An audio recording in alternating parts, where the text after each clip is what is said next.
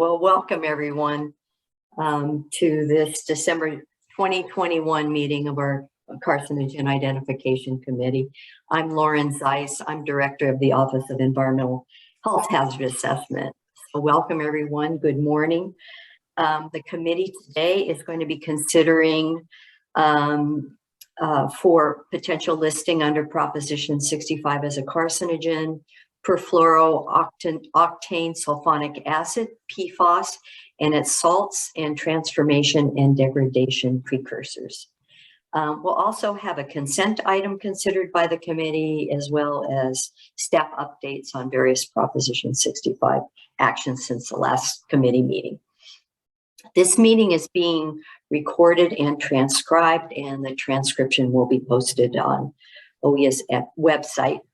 And I'll now turn the meeting over to Dr. Elizabeth Martyr, who's handling the logistical aspects of this virtual Zoom webinar. And she's going to let everyone know how they can best participate in the meeting. Elizabeth?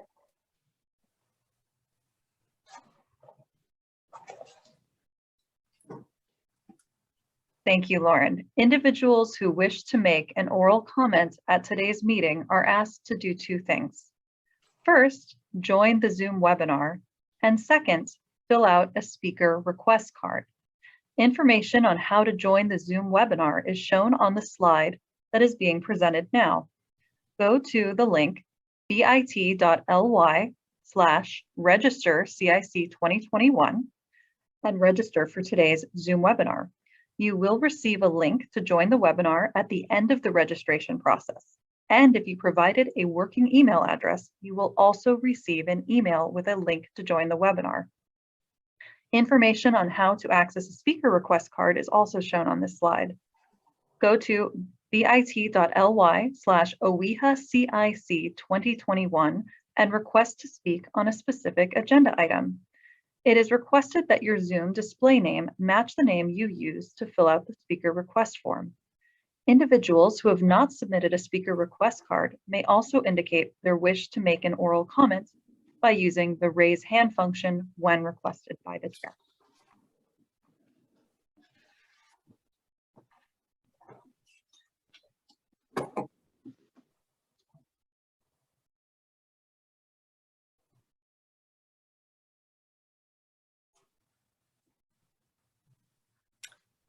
Okay, any other things to cover, Elizabeth, before I introduce the committee? No, please proceed. Okay, thank you so much. All right, so welcome to the committee, and I'll introduce the committee to everyone. And as I introduce you, if you could just hold up your hand so that people might be able to spot the movement. Okay, so first starting Dr. Jason Bush, Professor of Cancer Biology and Chair of the Department of Biology, California State University, Fresno. Dr. Catherine Crispy, Professor in Residence of Biostatistics at the University of California, Los Angeles, Fielding School of Public Health. Dr. David Eastman, Emeritus Professor of Cell Biology, the University of California, Riverside, Department of Molecular, Cell, and Systems Biology. Dr. Michelle Lamarrell, Associate Professor, University of California, Davis, Department of Environmental Toxicology.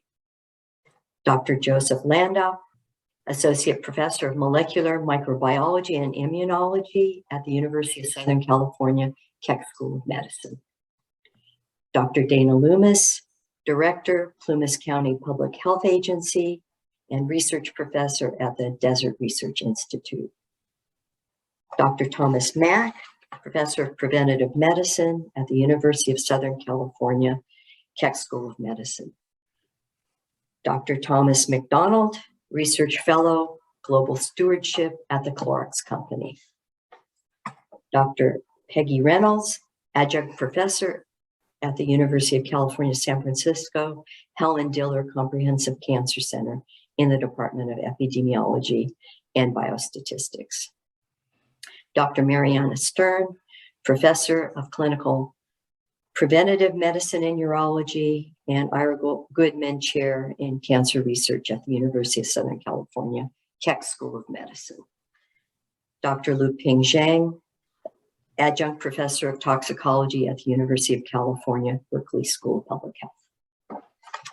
So welcome everyone. Thank you for taking time out of your busy schedules to support California as we move ahead in our Proposition 65 activities. We very much appreciate your participation in this meeting. I'm going to note now that Dr. Dana Loomis will be chairing the meeting today on behalf of Dr. Mack. Now I'm going to introduce the OEHA staff. So staff, if you could turn on your cameras as I introduce you.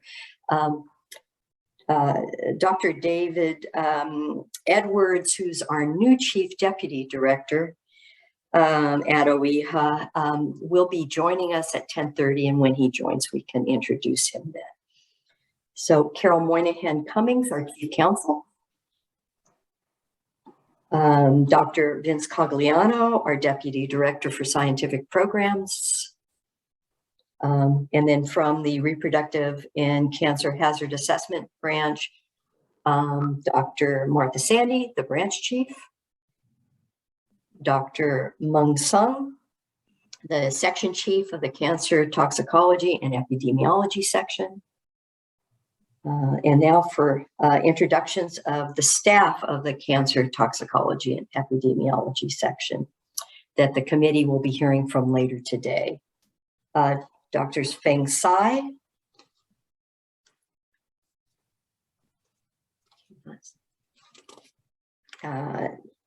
Dr. Neela Guha, Dr. Kate Lee, Dr. Karen Ricker, Dr. Jennifer Shea,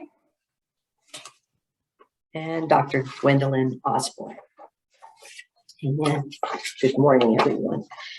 And now from our Proposition 65 Implementation Program, Julian Lichty, Special Assistant for Program and Legislation.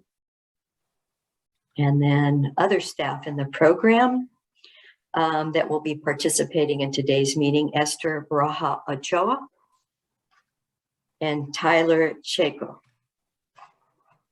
Okay, and now I'm going to ask Carol Moynihan Cummings, the OEHA Chief Counsel, for some introductory remarks on Bagley-Keene and other legal issues related to today's meeting. Carol. Thank you. Good morning, everybody. Good to see you all again. I just want to give you just a few reminders before you get started with the meeting. First, please remember that all your discussions and deliberations need to be conducted during the meeting, not on your breaks or lunch or with individual members on or offline, including via phone, email, chats, or text messages, or any other communication method. Today, you will be considering the listing of chemicals that Dr. Zeiss already mentioned. OEHA takes no position regarding whether a chemical should be listed. Staff are available to answer questions or locate information for you if needed. The governor appointed you because of your scientific expertise to be the state's qualified experts on carcinogenicity of chemicals, and there's no need for you to feel compelled to go outside that charge. We have provided you with the listing criteria adopted by the committee, and you can base your decisions on the information in the criteria, but it is pretty broad and certainly allows you to apply your scientific expertise to the questions in front of the committee. Committee members should base your decisions on the scientific principles outlined in the guidance document, as I mentioned, but you don't need to consider the potential future effect of a listing, such as warnings on particular products.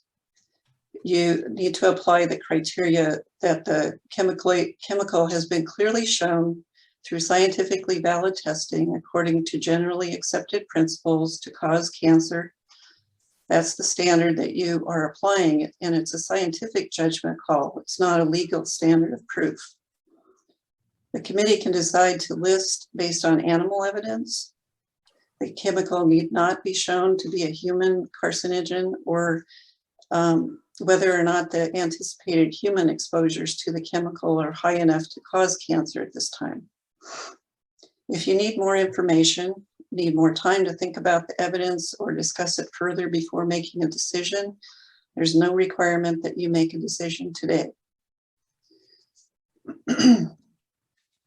Feel free to ask clarifying questions of me or the other WEHA staff during the meeting.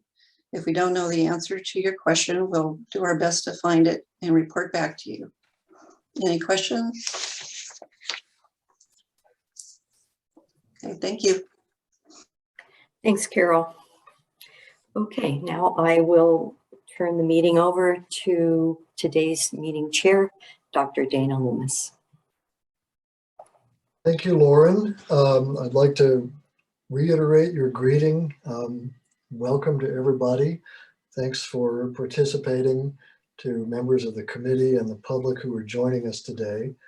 We'll now move on to the first substantive agenda item. So I'll call on Vincent Coliano to introduce the staff report. Thank you, Dana. Good morning, everyone.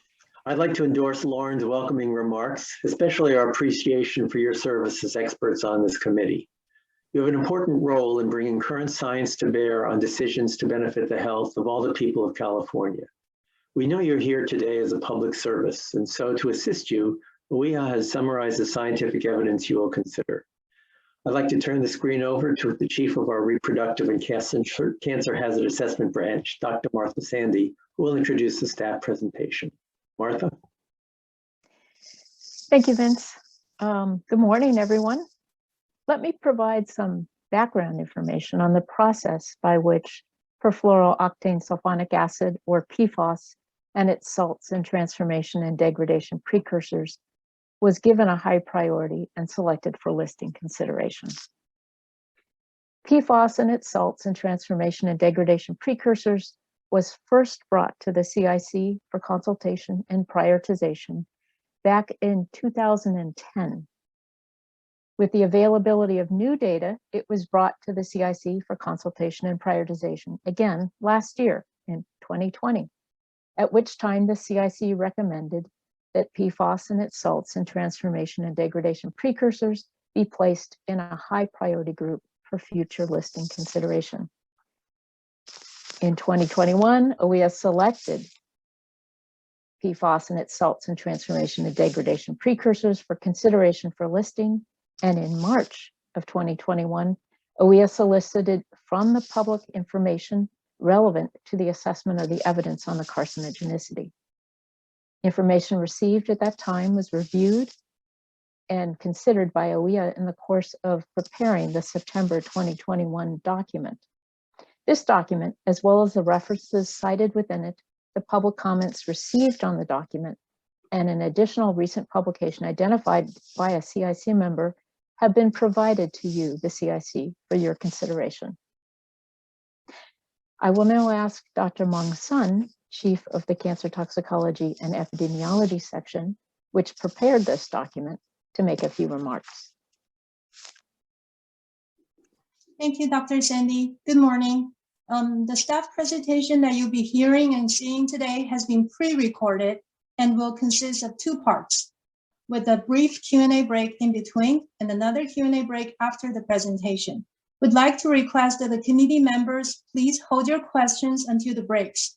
OEHA staff scientists are present at the meeting and will be able to answer any clarifying questions from the committee during the breaks. Thank you.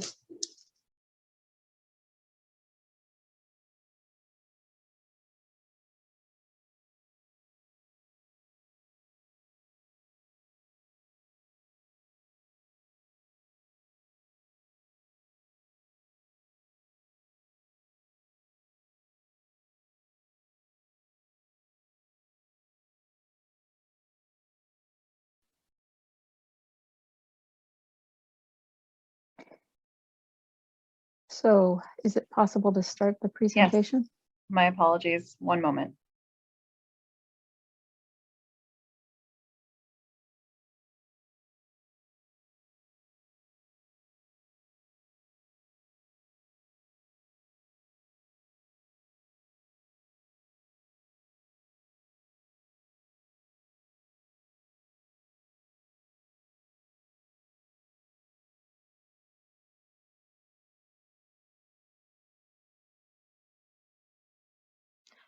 Good morning.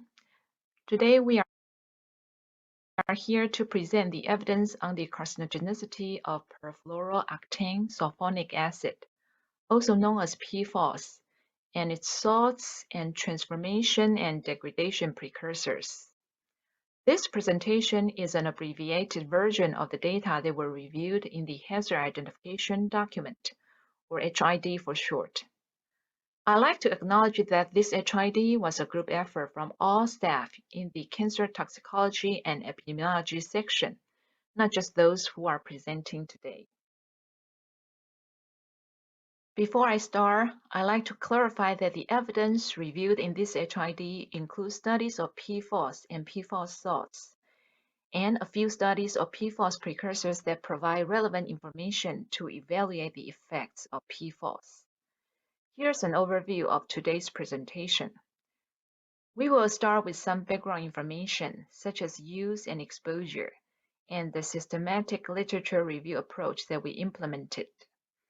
Next, we will present carcinogenicity data from human epidemiological studies, followed by animal cancer bioassay data and data from mechanistic studies.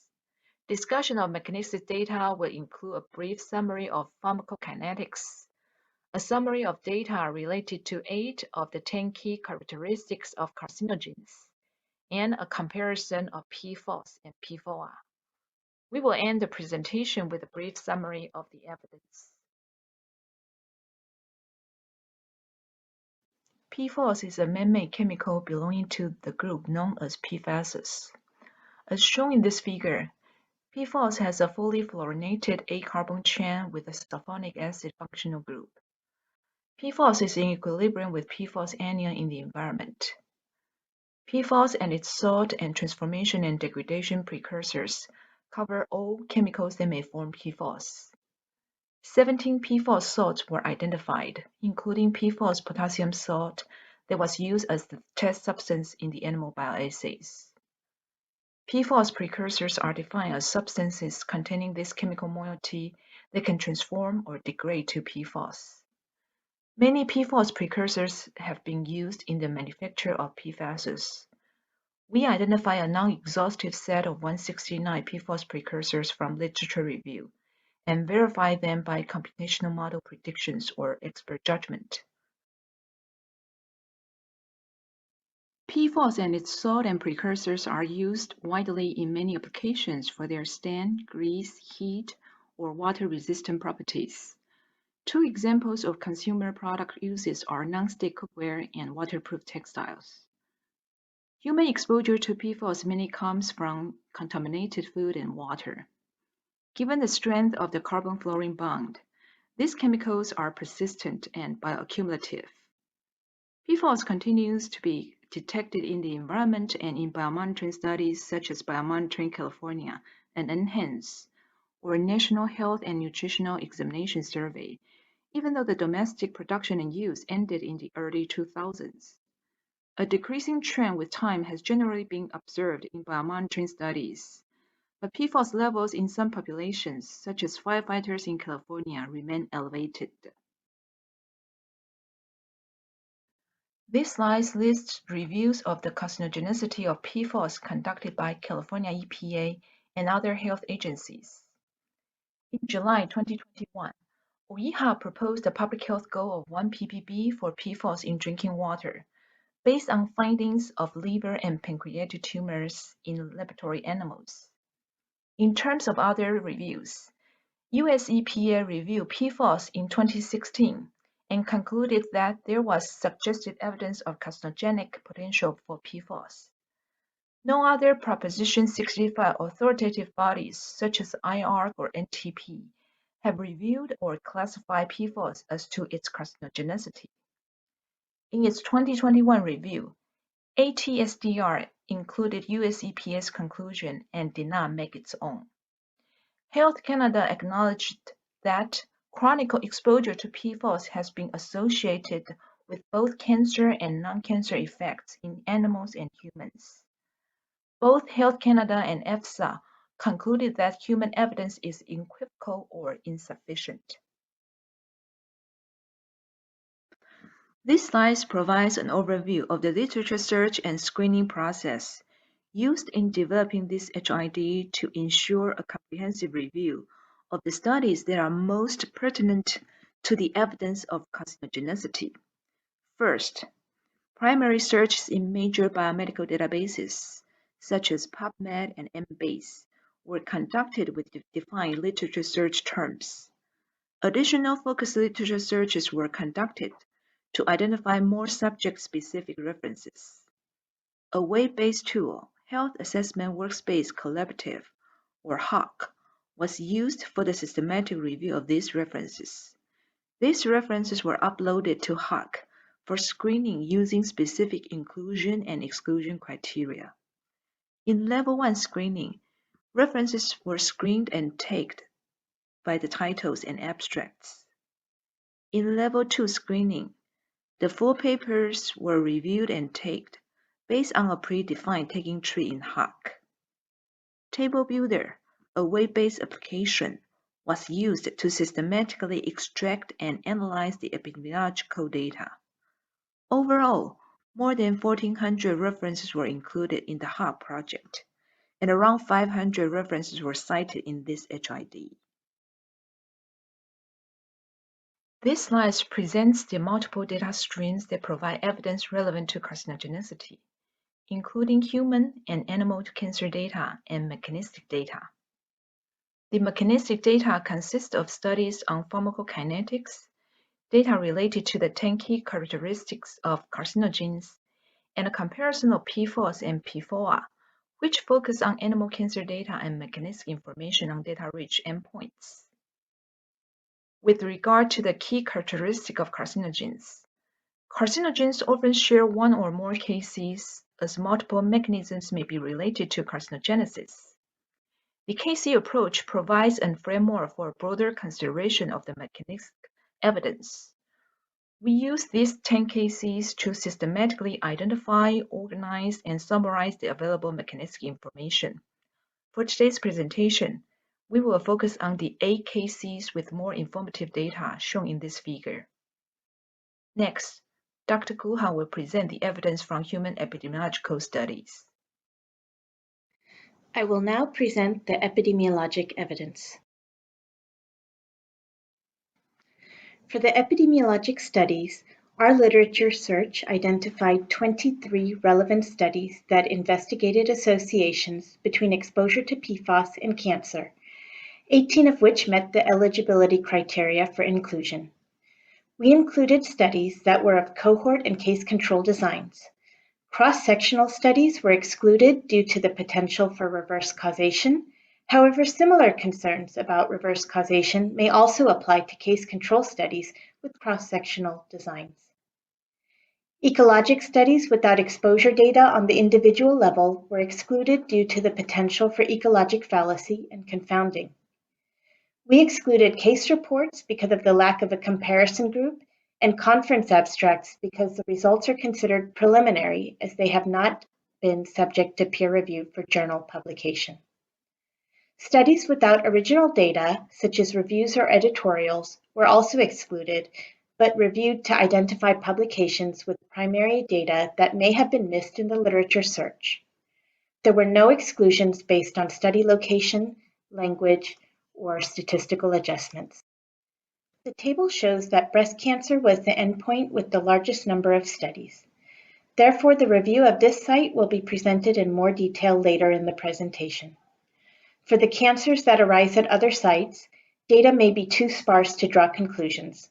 More detail can be found in the hazard identification document. The quality of each study identified for inclusion was evaluated, using criteria similar to those described in the NTP Report on Carcinogens Handbook and the IARC Monographs Program Preamble.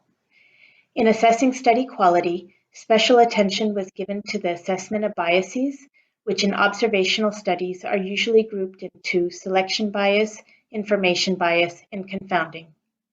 Hill guidelines were considered for causal inference, such as consistency, temporality of the association, magnitude of association, and dose response.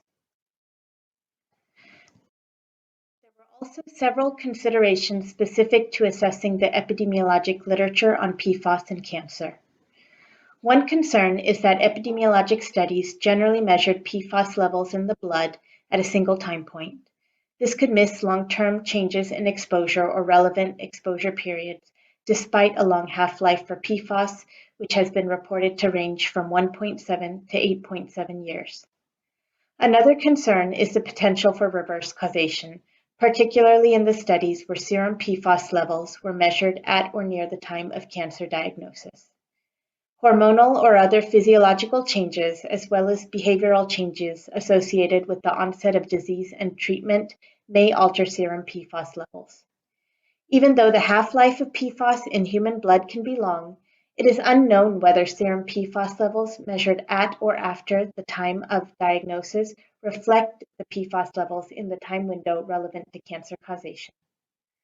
Co-exposures to other PFASs were not accounted for in most studies, and therefore could potentially confound the results. Here we present the exposure characteristics of the studies of breast cancer, stratified by timing of PFAS assessment, before or after cancer diagnosis. The studies differed in PFAS exposure levels and the way they were reported, such as means or medians. The highest PFAS levels were observed in the only occupational study, which was conducted in a manufacturing facility in Decatur, Alabama. This facility consisted of two plants, a chemical plant and a film plant. At the chemical plant, the major sulfonated fluorochemical manufactured was perfluorooctane sulfonyl fluoride, which can degrade or be metabolized to PFAS. Hence, these workers were considered to be exposed to PFAS. Among chemical plant workers, the geometric mean serum level of PFAS was 900 nanograms per milliliter. Among film plant workers considered to be unexposed to PFAS, geometric mean serum levels were 100 nanograms per milliliter. This was high compared to the other populations as seen on this slide. This would bias risk estimates towards the null when comparing the exposed and unexposed. Exposure to other fluorochemicals was likely, including PFOA, due to the production of the chemicals themselves or as a byproduct of production. Biologic monitoring in this cohort showed that serum levels of PFOA were slightly lower than PFAS but correlated.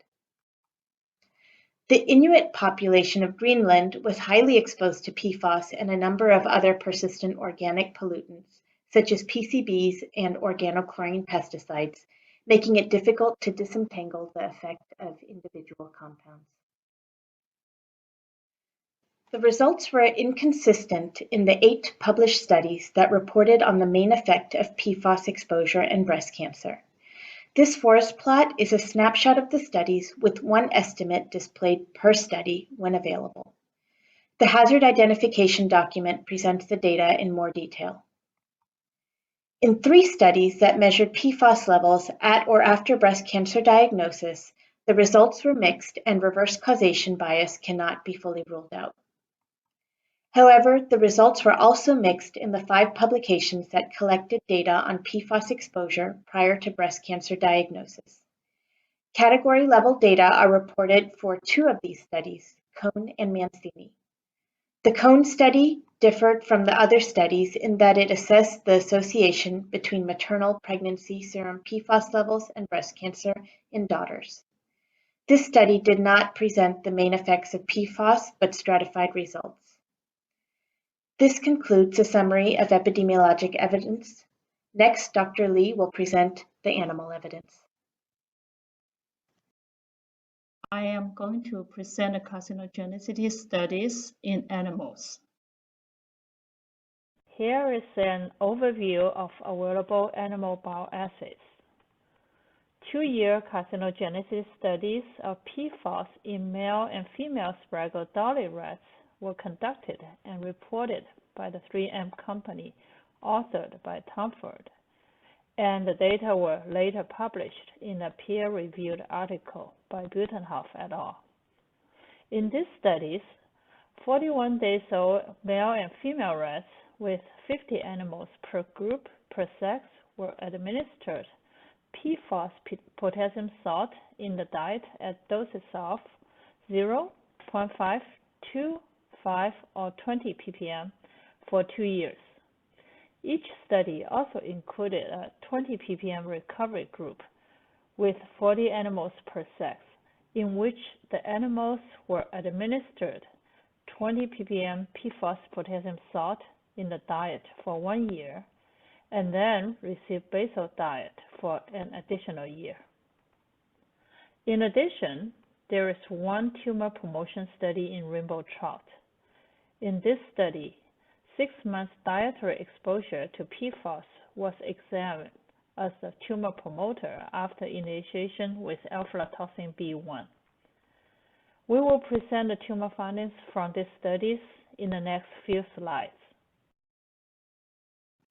In the 2-year study in male rats, liver hepatocellular adenomas were statistically significantly increased in the high-dose group compared to controls, and the increase was significant by trend test. In the pancreas, an increase in islet cell carcinomas was statistically significant by trend test. One animal in the 5 ppm group developed islet cell carcinoma that metastasized to the liver. There was no increase in islet cell adenoma or combined islet cell adenoma and carcinoma. In the male rat 20 ppm Pfos recovery group, the incidence of thyroid gland follicular cell adenoma was significantly increased by pairwise comparison with controls. As noted in the HID, one thyroid follicular cell carcinoma was also observed in this group. In the 2-year study in female rats, a statistically significant increase in mortality was observed in the 2 ppm dose group compared to controls from week 80 onwards. And in the 20 ppm dose group, a statistically significant decrease in body weight was observed compared to controls, starting at week 3. Feed consumption was initially lower in the 20 ppm dose group, but was no longer different from controls after week 36. As shown here, in the liver, the incidence of hepatocellular adenoma and adenoma or carcinoma combined were significantly increased in the high-dose group by pairwise comparison with controls, with significant dose-related trends. One rare hepatocellular carcinoma was also observed in this group. In the thyroid gland, 2 rare follicular cell adenomas and 1 rare follicular cell carcinoma were observed in the 5 ppm group, and 1 rare follicular cell adenoma was observed in the 20 ppm group.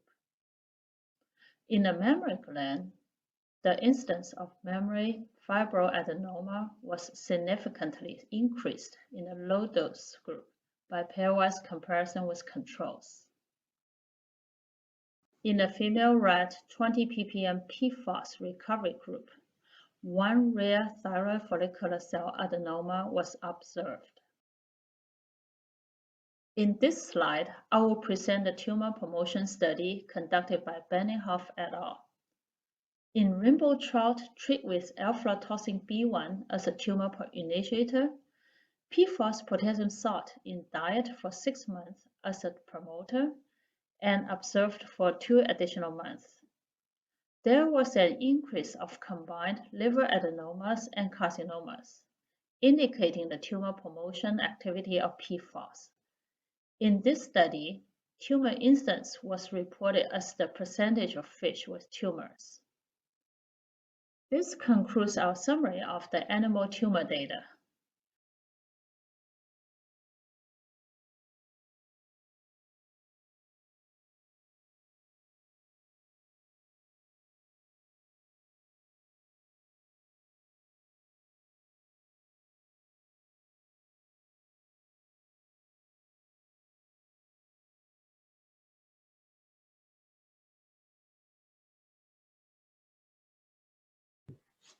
Okay, let's see whether the committee has any questions of clarification at this point.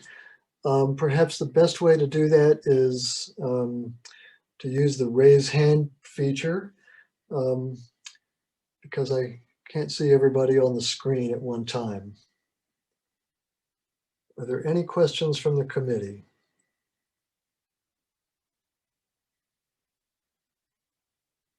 Raise my hand. Okay, Dr. Eastman has a question. I have a couple of questions, and some of these refer to the document itself.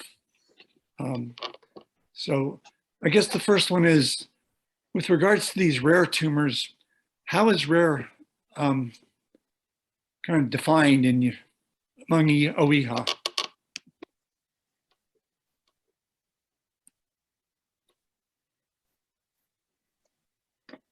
Mung, do you want to take that, or do you want me to?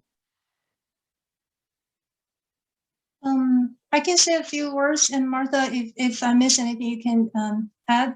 So Dr. Eastman, a rare tumor is defined as occurring at a rate of less than 1% in control animals that are not treated. We have been referring to several different historical databases for the SD rats, and these are all documented in the hazard identification document for each tumor site. Okay, thank you. I have a couple other related questions. So I noticed in the document that the historical controls were provided simply as a mean value. It's the total number of tumors seen over a number of animals. And while that's helpful, I find it much more helpful to find the historical control ranges, because the way it's presented, you're showing the average historical range and not the actual, the average historical incidence for these tumors, and not the range that's seen over a series of studies, which I think is more informative, or the 95% confidence interval on the incidence of tumors. And I don't know if you have that information or not, but it was one thing that, at least certainly in future reports, I hope you'll put the confidence intervals or ranges down in addition to the sort of average. And the one last, I don't know if you have that information. The last comment I have has to do with just a couple of things. In table 8, this is in the essentially the tumor incidence in the liver in the female rats. There's a difference in the number of animals between the evaluated for adenomas and carcinomas. And I didn't know if that was just a sort of typo error or there was some explanation for it. For the denominators, we're trying to use the number of animals alive at the first occurrence of tumor. So if the adenomas and carcinomas happen on different day, the first tumor happened on different day, then the denominators could be different. So that's the first day you saw that type of tumor, or that's the first day you saw a tumor? It would be the first day we saw this hepatocellular carcinoma in any of the groups. So David, to clarify, when we do this effective number calculation, which is standard for EPA and OEHA in many instances, we are looking for each particular tumor type. So if we're looking at hepatocellular carcinoma, we look at the first occurrence of hepatocellular carcinoma in any treatment or control group, and then we look at those animals that were alive at that day, the first occurrence of tumor onwards, and develop the denominator. And for hepatocellular adenomas, we do the same thing. And then for combined, it's the day of first occurrence of either a hepatocellular adenoma or carcinoma. Okay, so, well, I see that. I mean, it's somewhat interesting when it's combined. So if we're looking at the liver data there were 32 animals alive when the first carcinoma was seen. But when the first adenoma was seen, there were only 31 animals alive. Is that correct? So when you combine them, Yes. there were 32. Okay. Yes, that's correct. The first adenoma happened on day 666, which is later than the first carcinoma, which happened on day 653. Okay. All right. Well, thank you. That's helpful.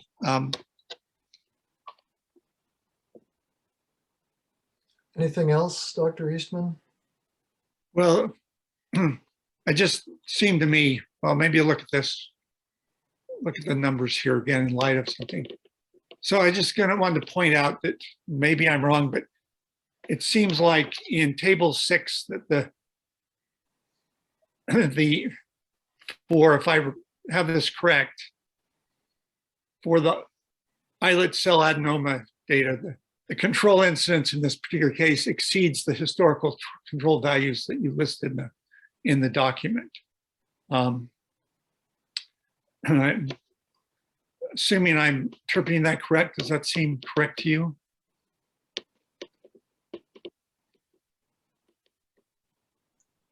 Dr. Eastman, could you clarify by table 6, do you mean in the hazard identification document? Yes, in the hazard identification document. And which tumor type are you referring to? The pancreatic tumors? Pancreatic tumors, the islet cell adenomas. There were 4 seen out of 44 animals in the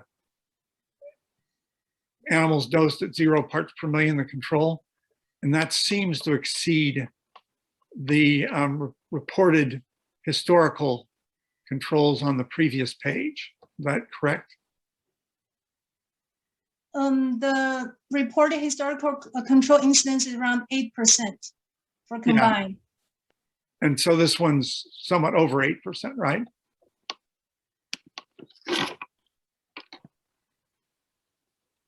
About 9%. So, I mean, I guess this is bringing up this point again about, it's why I think it's useful to see the range in the historical controls, the 95% confidence intervals, because as it's presented, we're seeing the average value across the whole bunch of studies. In some studies, half of them are going to have higher values and half are going to have lower values. Anyway, that was just, those are my questions or points. Thanks. Maybe the staff can find that information for the committee discussion later on. Let's see whether there are any other questions of clarification from the committee. Anyone else?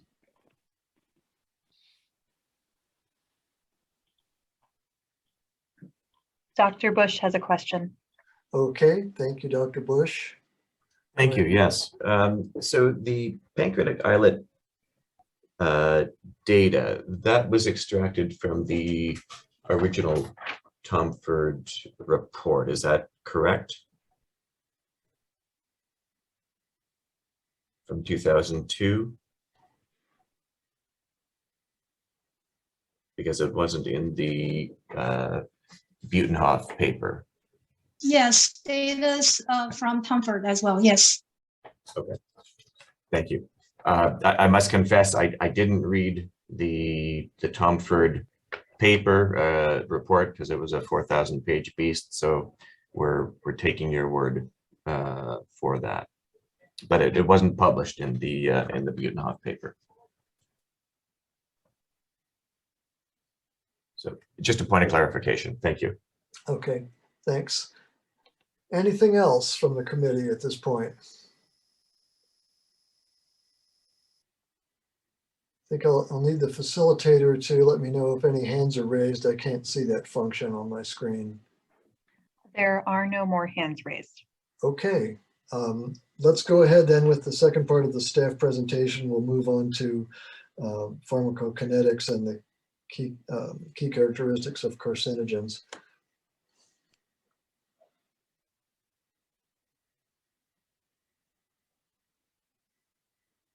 We are now at the second part of our presentation, which covers mechanistic considerations and other relevant data. I will start with pharmacokinetics. Here's a short summary of the pharmacokinetics of Pfos. Pfos is well absorbed following oral administration in animal studies. Pfos binds to proteins such as serum albumin and the liver fatty acid binding protein. It is widely distributed in the body with preferential accumulation in liver, plasma, and kidney, but it has also been detected in lung, brain, gonads, bone, and other tissues. As indicated here, Pfos crosses the blood-brain barrier and placenta. It is also detected in breast milk. Excretion is slow and includes urinary and fecal excretion and incorporation into nails and hair. In animals, excretion rates and amounts can vary among species. Pfos undergoes enterohepatic circulation in humans and animals. In females, additional Pfos elimination routes include pregnancy-related losses, elimination via breast milk, and menstrual blood loss. Pfos is not known to be metabolized. The half-life in humans is long compared to other species and ranges from 1.7 to 8.7 years. It is up to 200 days in monkeys, and it is 83 days or less in rodents. Several precursors, such as perfluorooctane sulfonamide, have been shown to form Pfos via biotransformation in vivo or in vitro studies, as discussed in more detail in the HID. We are now going to present mechanistic data for Pfos organized by the 10 key characteristics of carcinogens. These are the key characteristics exhibited by human carcinogens, identified through a comprehensive review of mechanistic information available on IARC Group 1 carcinogens. We will be presenting a brief summary of the Kcs that had more informative data shown here in bold on this slide. More detailed descriptions of individual findings for these 8 Kcs can be found in the HID. The Kcs will be presented in numeric order. I start with Kcs 2 and 4 through 6. Dr. Shea will present Kcs 7 through 10. We begin with key characteristic 2 is genotoxic. For this Kc, there is some evidence on mutagenicity and suggestive evidence of chromosomal effects and DNA damage induced by Pfos. Pfos is not mutagenic in bacterial assays, but induced mutations in transgenic mice and fish and in rodent cells in vitro. Several studies found induction of micronuclei, although one study showed negative results in a human cell line. In rats, increased micronuclei in bone marrow, peripheral blood cells, and hepatocytes were observed in several studies. No increase of micronuclei were reported in one study in male rat erythrocytes. In mice, increased micronuclei were seen in hepatocytes of transgenic mice, but not in mouse bone marrow. Increased micronuclei were also seen in zebrafish and in mussels and onion. As to effects on chromosomal aberration, one study reported no effect in human peripheral blood cells, while another reported increased chromosomal aberration in onion cells.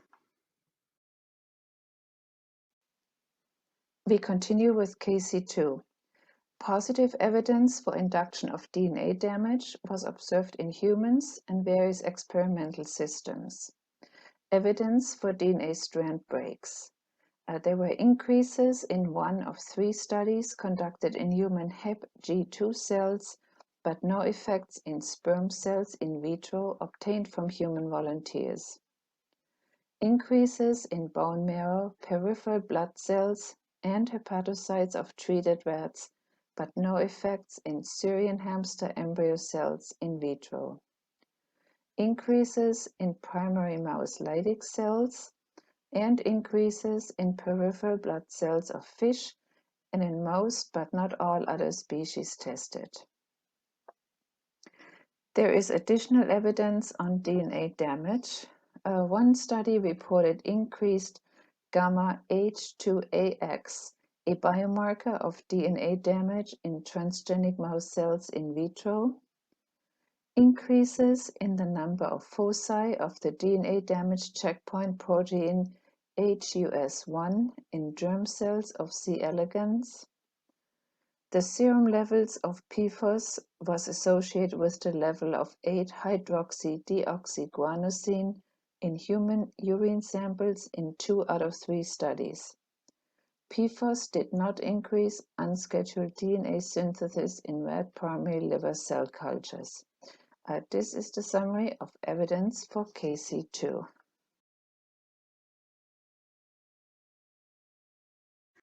Moving on to the next key characteristic, Kc4 induces epigenetic alterations.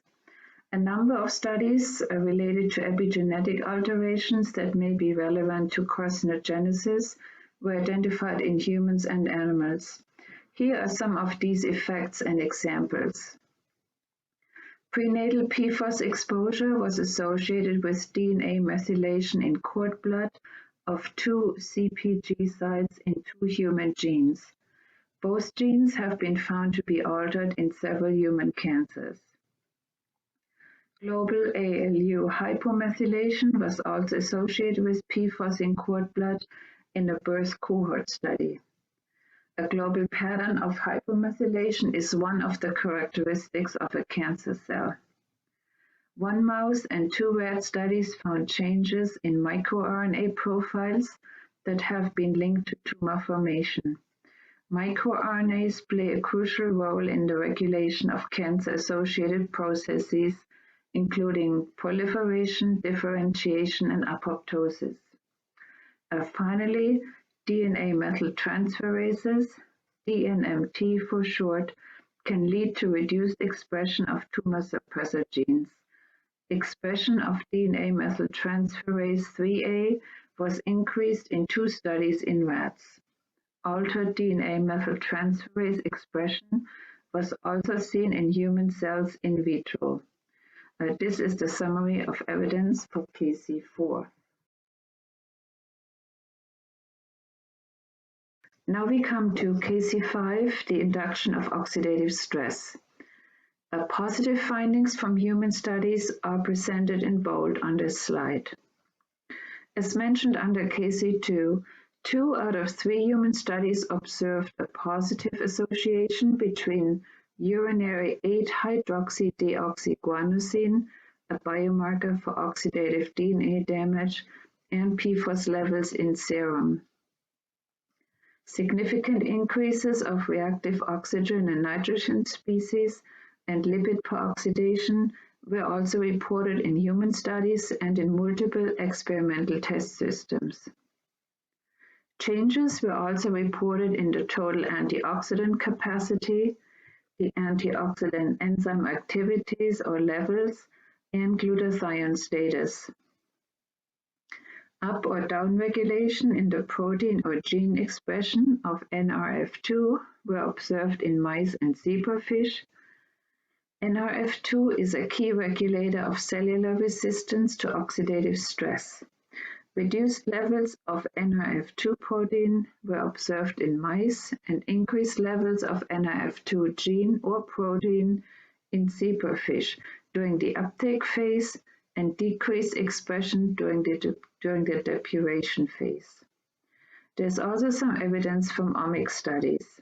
Microarray and bioinformatic analyses show that several pathways or genes related to the oxidative stress response were significantly modified in the Pfos-treated group. That's the summary of evidence for Kc5. The next Kc is Kc6, induces chronic inflammation. The effects of Pfos on pro-inflammatory cytokine production have been tested in multiple human cell types in vitro and in several animal studies in vivo and in vitro. In humans, the following results were reported. Increases of interleukin-1 in 2 studies in in human bronchial epithelial cells and lymphocytes, decreases of interleukin-10 and interferon gamma in 2 studies using human peripheral blood leukocytes, decreases of tumor necrosis factor alpha secretion and mRNA expression in human blood cells in 2 studies, and decreases of the chemokine CXCL10 in 1 study. Findings for several other interleukins were unclear, with decreases, increases, or no change reported. In animals, increases of interleukin-1 were observed in multiple species, decreases of interleukin-2 in mice and interleukin-8 in chicken embryo cells, increases of interleukin-15 and transforming growth factor beta both in zebrafish. Neither increase nor decrease was reported for interleukin-5 production in mouse cells, and findings for several other interleukins and cytokines were unclear, with decreases, increases, or no change reported. This is the summary for evidence for Kc6. I'm now handing over the presentation to Dr. Shea.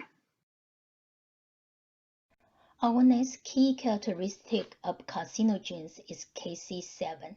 It's immunosuppressive. IgN responses were suppressed in several studies in mice, both with and without antigen challenge. 2 studies reported no change. 1 study in rats reported an increase in IgM following Pfos treatment. Pfos reduced the number and the proliferation of thymocytes and splenocytes in mice in multiple studies. 2 studies, 1 in mice and 1 in rats, reported no change. In a study using dolphin peripheral blood leukocyte, Pfos induced dose-dependent T-cell proliferation. Regarding natural killer cell or NK cell activity, 1 human study and 4 studies in mice reported decreases in NK cell activity following exposure to Pfos. 2 studies reported increase in male mice. That's the summary of evidence for Kc7. In the following 4 slides, I will cover the key characteristic A, receptor-mediated effects, starting with estrogenic effects. Several studies show that Pfos has effects on estrogen receptor, or ER for short, and on estradiol levels. Pfos was negatively associated with estradiol levels in women and girls in several studies, but several studies did not find an association. In human cells in vitro, Pfos increased ER-alpha and beta reporter activity, increased cell proliferation in breast epithelial cells, and downregulated expression of estrogen-responsive genes. Pfos also reduced estradiol level in placental cells and increased estradiol level in adrenal cells. In rodent studies in vivo, Pfos increased the expression of ER-alpha and beta, altered the Estrus Cycle in rats, and induced a gene expression profile similar to the profile of a known ER-alpha agonist. Pfos also increased estradiol level in female rats, decreased estradiol level in female mice, and had no effect in male mice. In fish, Pfos increased or decreased vetologene expression at different time points, altered gene related to ER production, and altered ER-alpha and beta expression, and weakly bound to liver ER in trout. It also increased estradiol level in female zebrafish. Continue on androgen receptor and testosterone effects. Several observational studies in humans found significant associations of Pfos with testosterone levels, Many, but not all, were inverse. In human cells in vitro, Pfos antagonized dihydrotestosterone, or DHT for short, induced androgen receptor activity in human cells in one study. Pfos increased testosterone in 2 studies and decreased in 1 study. In an in vivo study in rats, Pfos increased or decreased androgen receptor expression in different tissues. It also decreased testosterone in rodents in vivo and in vitro. Lastly, Pfos antagonized DHT-induced human androgen receptor activity in a reporter gene study in Chinese hamster ovary cells. Next, regarding other receptors, Pfos also induced peroxisome proliferator activated receptor, or PPAR alpha activity in several test systems, including human cells in vitro, rodents in vivo, animal cells in vitro, and several species of fish. It seems that Pfos is a weaker agonist of human PPAR alpha compared to rats or mouse PPAR alpha. Yet, Pfos was able to activate PPAR alpha mediated gene expression in human hepatocytes in 2 studies. Additionally, 2 studies with PPAR alpha knockout mice demonstrate that Pfos can exert effect through PPAR alpha independent mechanisms, although PPAR alpha appears to be the primary nuclear receptor target of Pfos in rodents.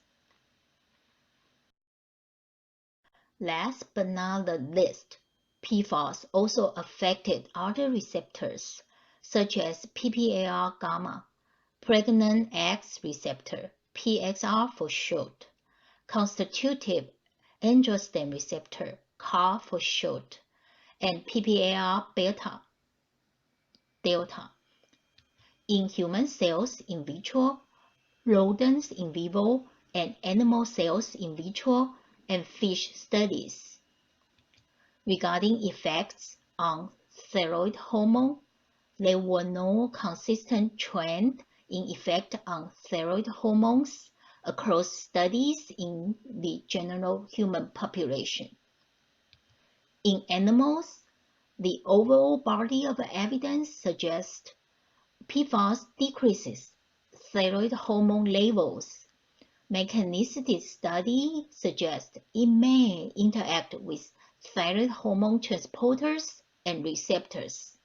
That concludes the summary of evidence for KCA.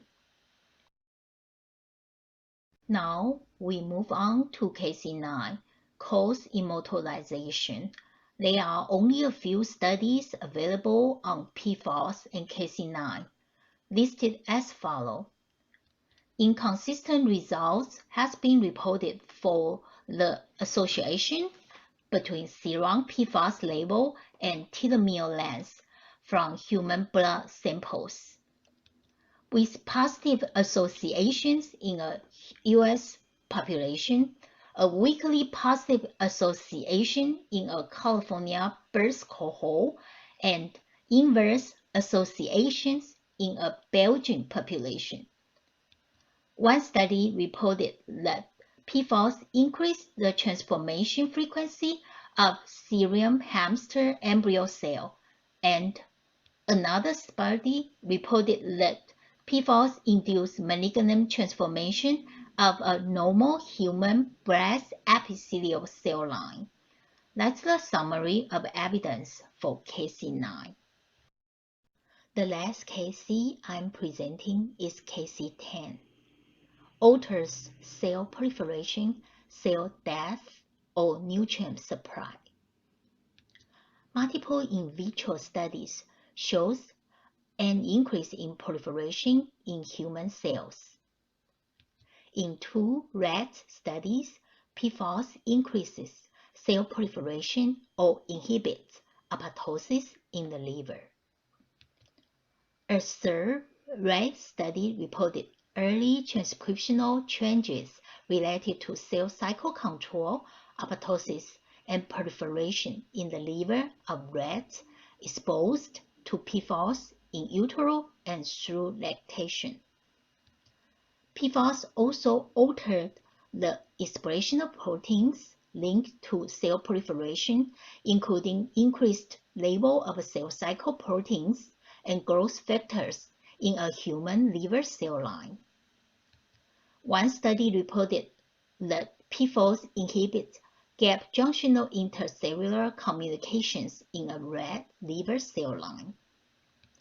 An in vitro study in primary salmon hepatocytes reported a slight decrease in apoptosis and a significant decrease in Cas-3b. That's the summary of evidence for Kc10. I'm now handing the presentation over to Dr. Osborne. She will start with the comparison of Pfos and Pfoa. I'm going to present a brief comparison of the data for Pfos and Pfoa, starting with tumors observed in rat cancer bioassays. We have Pfos in the middle column and Pfoa on the right, with tumor sites found in both chemicals in bold. Pfos and Pfoa both induce liver tumors in male and female rats. Pancreatic tumors were seen in male rats treated with Pfos and in male and female rats treated with Pfoa, although they were different cell types. Mammary gland fibroadenomas were also observed in female rats treated with Pfos or Pfoa. We also looked at some data-rich endpoints for each chemical. Both have evidence for genotoxic effects, including chromosomal effects and DNA damage. They both induce effects related to oxidative stress, such as oxidative DNA damage, increased reactive oxygen and nitrogen species, and both alter total antioxidant capacity. Each can also suppress the immune system, as shown by reduction of IgM production and decrease in cellularity and proliferation of T and B cells. Finally, both have quite a bit of data related to receptor-mediated effects. For example, both have shown they can alter expression of genes related to ER-alpha, PPAR-alpha, PPAR-gamma, PXR, and CAR. That concludes our brief comparison of Pfos and Pfoa. Now I will present a summary of the evidence from today's presentation. To summarize data from carcinogenicity studies, the majority of human epidemiological studies looked at breast cancer. The results were mixed regardless of whether Pfos levels are measured before or after breast cancer diagnosis. There were not enough studies to draw conclusions for other cancer sites. For animals, long-term carcinogenicity studies were conducted in male and female rats. Liver and thyroid tumors were observed in both males and females. Pancreatic tumors were observed in male rats, and mammary gland tumors were observed in female rats. In a tumor promotion study in rainbow trout, in which Pfos was administered as the promoter after initiation with aflatoxin B1, liver tumors were observed. Finally, there were data for many of the key characteristics of carcinogens. For Kc2, there is some evidence of mutagenicity and suggestive evidence of chromosomal effects and DNA damage. For Kc4, studies have reported altered methylation of regions associated with specific genes, global methylation and microRNA changes, and alterations in expression of DNA methyltransferases. For Kc5, there are data showing Pfos-induced oxidative DNA damage, generation of reactive oxygen or nitrogen species, and lipid peroxidation from studies in humans, rodents, zebrafish, and plants. For Kc7, the available data on IgM, T cells, B cells, and NK cells suggest that Pfos can suppress the immune system in ways that allow neoplastic cells to evade immune surveillance. For Kc8, animal studies reported that Pfos alters the expression of genes regulated by multiple different receptors. Pfos also altered androgen receptor expression in rats. Animal studies reported increases in estradiol levels and decreases in thyroid hormone levels. Additionally, evidence for an estrogenic effect of Pfos in humans comes from increased estrogen receptor reporter activity and cell proliferation in several human cell lines. For Kc10, studies reported increased cell proliferation, inhibited apoptosis, and inhibited gap-junctional intercellular communication in rats and/or in human and rat cells. For 2Kcs, the data are unclear or mixed. For Kc6, the effects on pro-inflammatory cytokines are unclear. For Kc9, inconsistent results have been reported for the association between serum Pfos levels and telomere length from human blood samples. And that concludes our presentation of the data regarding the carcinogenicity of Pfos, its salts, and transformation and degradation precursors. Thank you for your attention, and we're happy to take any questions. Thank you. Let's do the same thing again. We'll invite the committee to ask any questions of clarification. Best to raise your hand, and then the facilitator will let me know if there are any questions.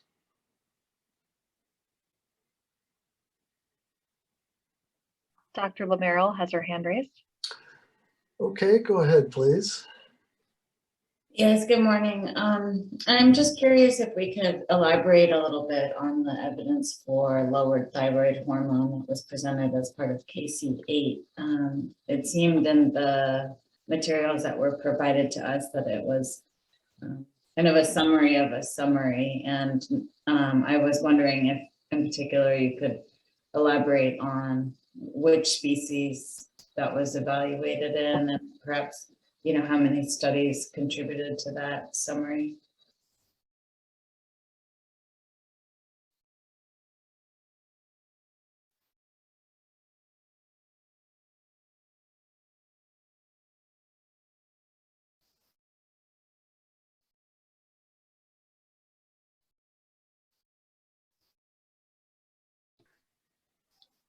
Did my audio work? Did you hear me okay? No, we do now.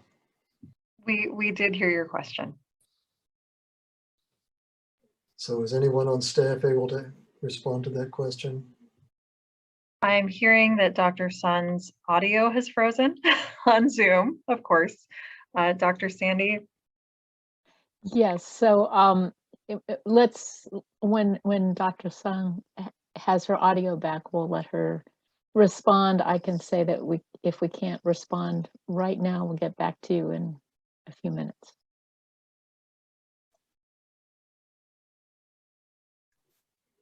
Well, while we're waiting, let's see if there are any other questions for the committee, from the committee rather. Hello, can you hear me? It looks like we have Dr. Sun back. Okay, let's go ahead with the response then. Thank you. Thank you. Sorry for the technical glitch. My Zoom was frozen. Yeah, regarding thyroid hormone effects, our summary is basically taken from the OIHA draft document for the proposed PHG, the public health goal, which review the US EPA documents on thyroid effects. And what we have in the hazard identification document is based on animal studies, overall body of evidence. There's suggestion that Pfos decreased thyroid hormone levels. And we also summarize several studies in the human population. So you can refer to page, let me see, 121 for a brief summary. Yes, I have that page in front of me. I was just hoping that you could elaborate on the summary of the summary. But I suppose you're saying that you're unable to specify which animal species that contributed to, or how many studies were incorporated into that statement? Thanks. We can check on that and get back to you later. Thank you. Okay, let's move on then and see if the committee has any further questions. Both Dr. Landolf and Dr. McDonald have their hands raised. Okay, Dr. Landolf, go ahead, please. Dr. Landolf? Dr. Landolf, I did call on you. Can you hear me now? Yes. Yeah, thank you.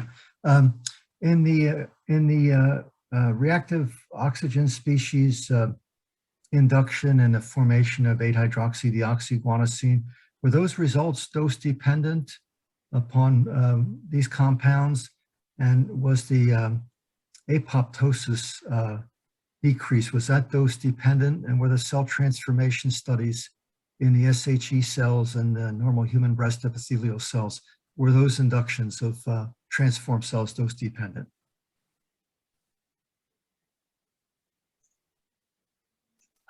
I can start by answering the question on the oxidative DNA damage measurement.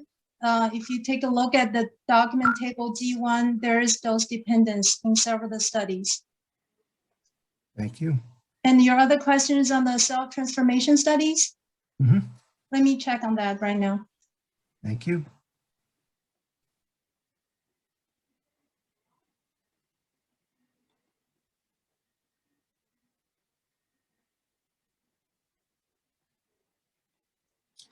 If you need a few minutes to check that, we can go on to Dr. McDonald's question. How shall we proceed? I can just quickly say that in the self-transformation study in SHE cells, there were effects at 0.37 and 3.7 micromolar, but not at higher concentrations. And both these doses are considered non-cytotoxic. Thank you again. Okay, anything else for you, Dr. Landolf? And the inhibition of the gap junctional communication, was that dose dependent with these compounds at non-cytotoxic concentrations, do you know? Yeah, I can answer that question. Yes, a particular study shows dose dependent on the gap junction inhibition. Thank you very much. Mm-hmm. Anything else? All right, let's go on to Dr. McDonald then. Yeah, I just had a question around chronic inflammation. I did notice in the 2-year bioassay, which is the only chronic study, that there was no evidence of inflammation based on histopathology. I also saw that you included a lot of acute and subacute 2-week studies. I just wondered how much you think we should focus on the validity of those short-term studies for chronic inflammation.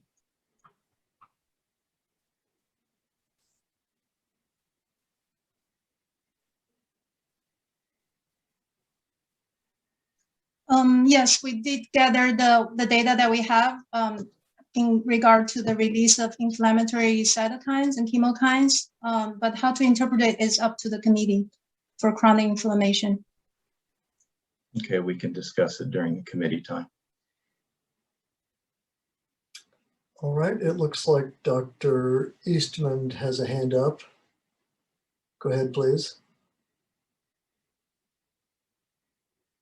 You are muted, Dr. You're Eastman. muted.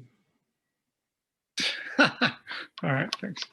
I've just been thinking a little bit about sort of the doses on these studies.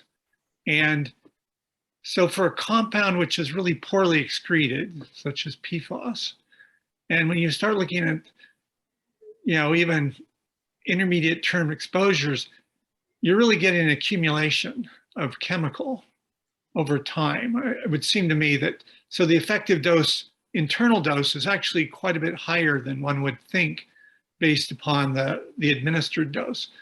Did that go into any of your thinking or discussion on some of these endpoints?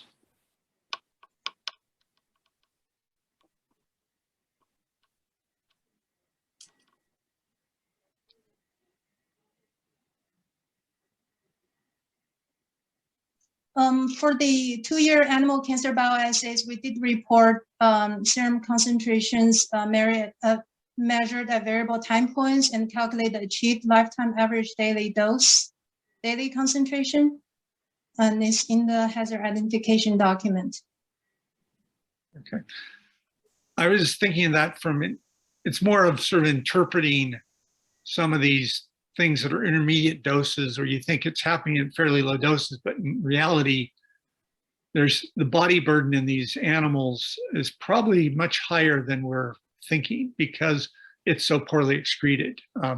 the stability of this compound is one of the challenges, both in the environment, but also in a living organism. So I just thought I'd ask.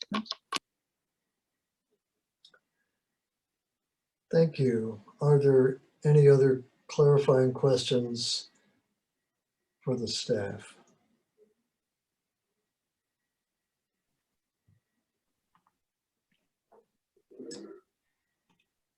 Very good. Hearing none, we'll move on to the next part of the agenda, the committee discussion. And so the way we'll go through this is that we'll begin with the human studies and then work through the animal cancer studies and discussion of mechanistic studies. So for each one of these areas, the initial discussant will go first. So for human studies, that will be Mariana Stern, and then I'll add to her comments. For the animal cancer studies, Dr. Landolf, followed by Dr. Bush, and for the mechanistic studies, Dr. Lamarrell, then Dr. Eastman, and Dr. Jung. So what I'd like to do is ask the initial discussants not to read their reports verbatim if they have a written report, but to provide a summary for the committee. And then the second discussants and the third discussants, if there is one, can simply add to those any additional comments or other assessments of the data, if that's okay. So we'll begin with the epidemiologic studies, and Dr. Stern, hope you will agree to lead that off. Yes, thank you, Dr. Loomis. So I'll try, given that we got a very nice presentation from the staff, I'll try to not repeat too much, but I'll try to summarize the evidence that was provided to us and that we studied. So as it was mentioned, there were 19 total studies that were identified that met the requirements that include at least 10 different cancers, with the main cancer being breast cancer. The studies including both studies that ascertain Pfos before diagnosis of the cancer, which is the ideal scenarios to determine causality, as well as studies that ascertain Pfos exposure at the time of diagnosis. There were 4 different prospective cohorts that reported studies, which included an occupational cohort in Alabama from the 3M company, a Danish birth cohort, the Child Health and Developmental Study cohort here in California, and a French cohort. So I won't provide details of the cohorts, but if there are any questions, I'm happy to respond to those.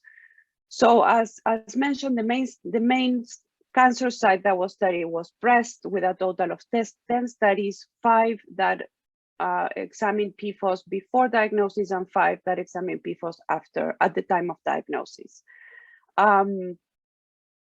I'll focus mostly on the 4 cohort studies that reported on Pfos, because those are the data that we think are most valuable. And the Decatur cohort, which is the Alabama cohort, which is the only occupational cohort that reported on Pfos, and as described, compare individuals who work in the chemical plant to individuals who work in the film plant, which are supposed to be non-exposed. That said, as shown by the staff, the level of exposure of individuals in this cohort is considerably higher than what has been reported for the general population. This raises concern because we are basically comparing people that already have a very high level of exposure to people who have even higher level of exposure. So there's a chance that we may not detect that difference in incidence or mortality. In spite of that, they did report a positive association with mortality when comparing the 2 groups. However, it was based on very small numbers because they didn't have enough people to count enough death. So that information is important, but it's based on very small numbers. The Danish cohort did not report positive associations for Pfos. They did see some associations here and there, but nothing consistent. Now, the French cohort did report positive associations for Pfos and breast cancer. And what I found interesting is that they found that the association was stronger when considering subtypes of breast cancer tumors, in particular tumors that are estrogen and progesterone positive tumors. This is one of the few studies that took into account breast cancer subtypes. And I think this is important because it might be that Pfos associates with that particular type of breast cancer, and there's a synergy between Pfos and estrogen, and that might not be present in tumors that are estrogen receptor negative or progesterone receptor negative. Unfortunately, there were not many other studies that took that into account.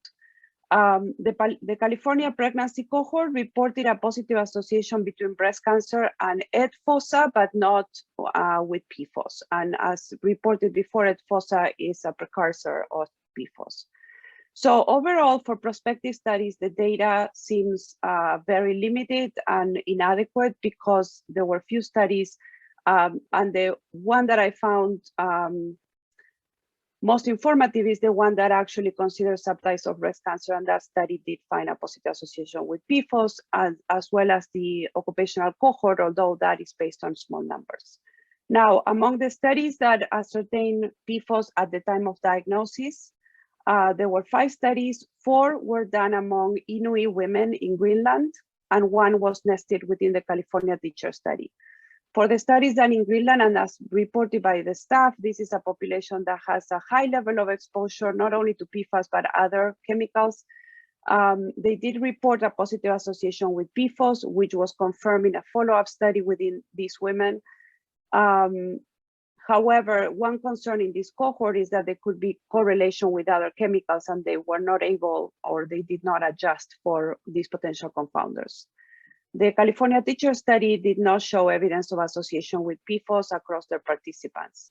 So altogether, the evidence for Pfos and breast cancer seems inadequate. Most studies showed, if we look at the data altogether as shown in that forest plot, there is a trend towards a positive association. However, that it's only significant in a few of the studies.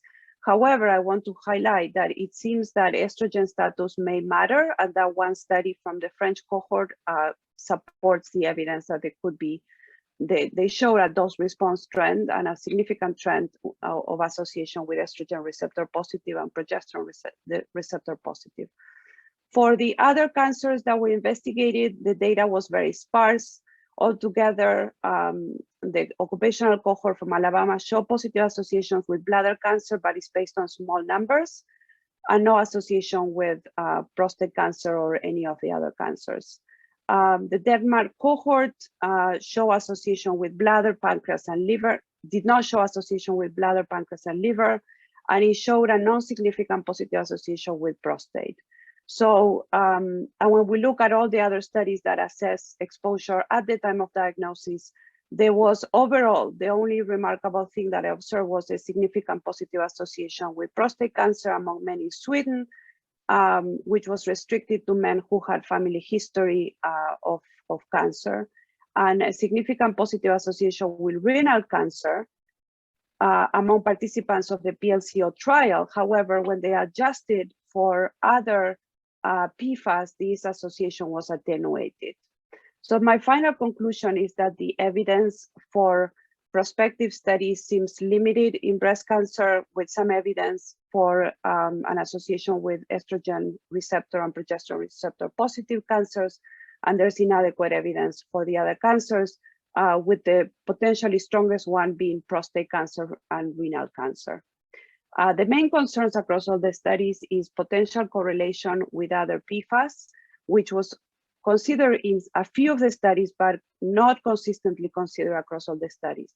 And the other concern is that, 2 additional concerns. One is that the association could potentially be limited to one particular subtype or subtypes of breast cancer, and this was not considered in all the studies. And the other concern is that there is the thought, and this is mentioned across many of the studies, that there could be an important window of exposure for PFOS, perhaps when women, for breast cancer for women when they are in their puberty. And some of these studies, because of the timing, they did not capture that, or the women had not been exposed to PFOS because of the timing of when PFOS was available in the environment. yes, so I think that I'll stop here and let Dr. Loomis add anything that I may have missed. Thank you. That was an excellent summary. I don't have very much to add. I will say that I find all of these studies to be quite challenging. There are not many studies available on human cancer and PFOS. Even 11 for breast cancer really shakes out to just a small number of cohorts. The Alabama occupational cohort study is kind of an outlier among all of these. It's the only study that assessed exposure with a method other than a blood or serum measurement of PFOS. So it's interesting to look at those results. However, that study, as Dr. Stern already pointed out, is challenging because the comparison occupational population had fairly high exposures already. There's also selective reporting in that study. So going through the results for all of the sites other than breast cancer, the Alabama study comes up several times with positive results, but that's because they only reported the cancer sites that did have positive associations. So it's a bit of a, it's a bit difficult to assess the results of that study. So for me, I would agree that the evidence for all of the cancer sites except breast is essentially inadequate. I noted some positive findings for prostate cancer, but there are only 3 studies. One of those 3, the one from Sweden, as Dr. Stern already said, was based on sampling at time of diagnosis. So there are questions about the interpretation of the exposure data in that one. And then other urinary cancers, the California or the PILCO study also had positive results. Interesting, but just one study. So that one is also inadequate for me. So that leaves us with the breast cancer studies. I largely concur with Dr. Stern's assessment of those. Again, they're quite challenging because of the exposure assessment issues. The 5 studies that assessed exposure at or after diagnosis result from only 2 different study populations. And all of those are really difficult to interpret because of the potential for what we're now calling reverse causation. So going back to the other 5 studies on breast cancer, they're also rather difficult to interpret.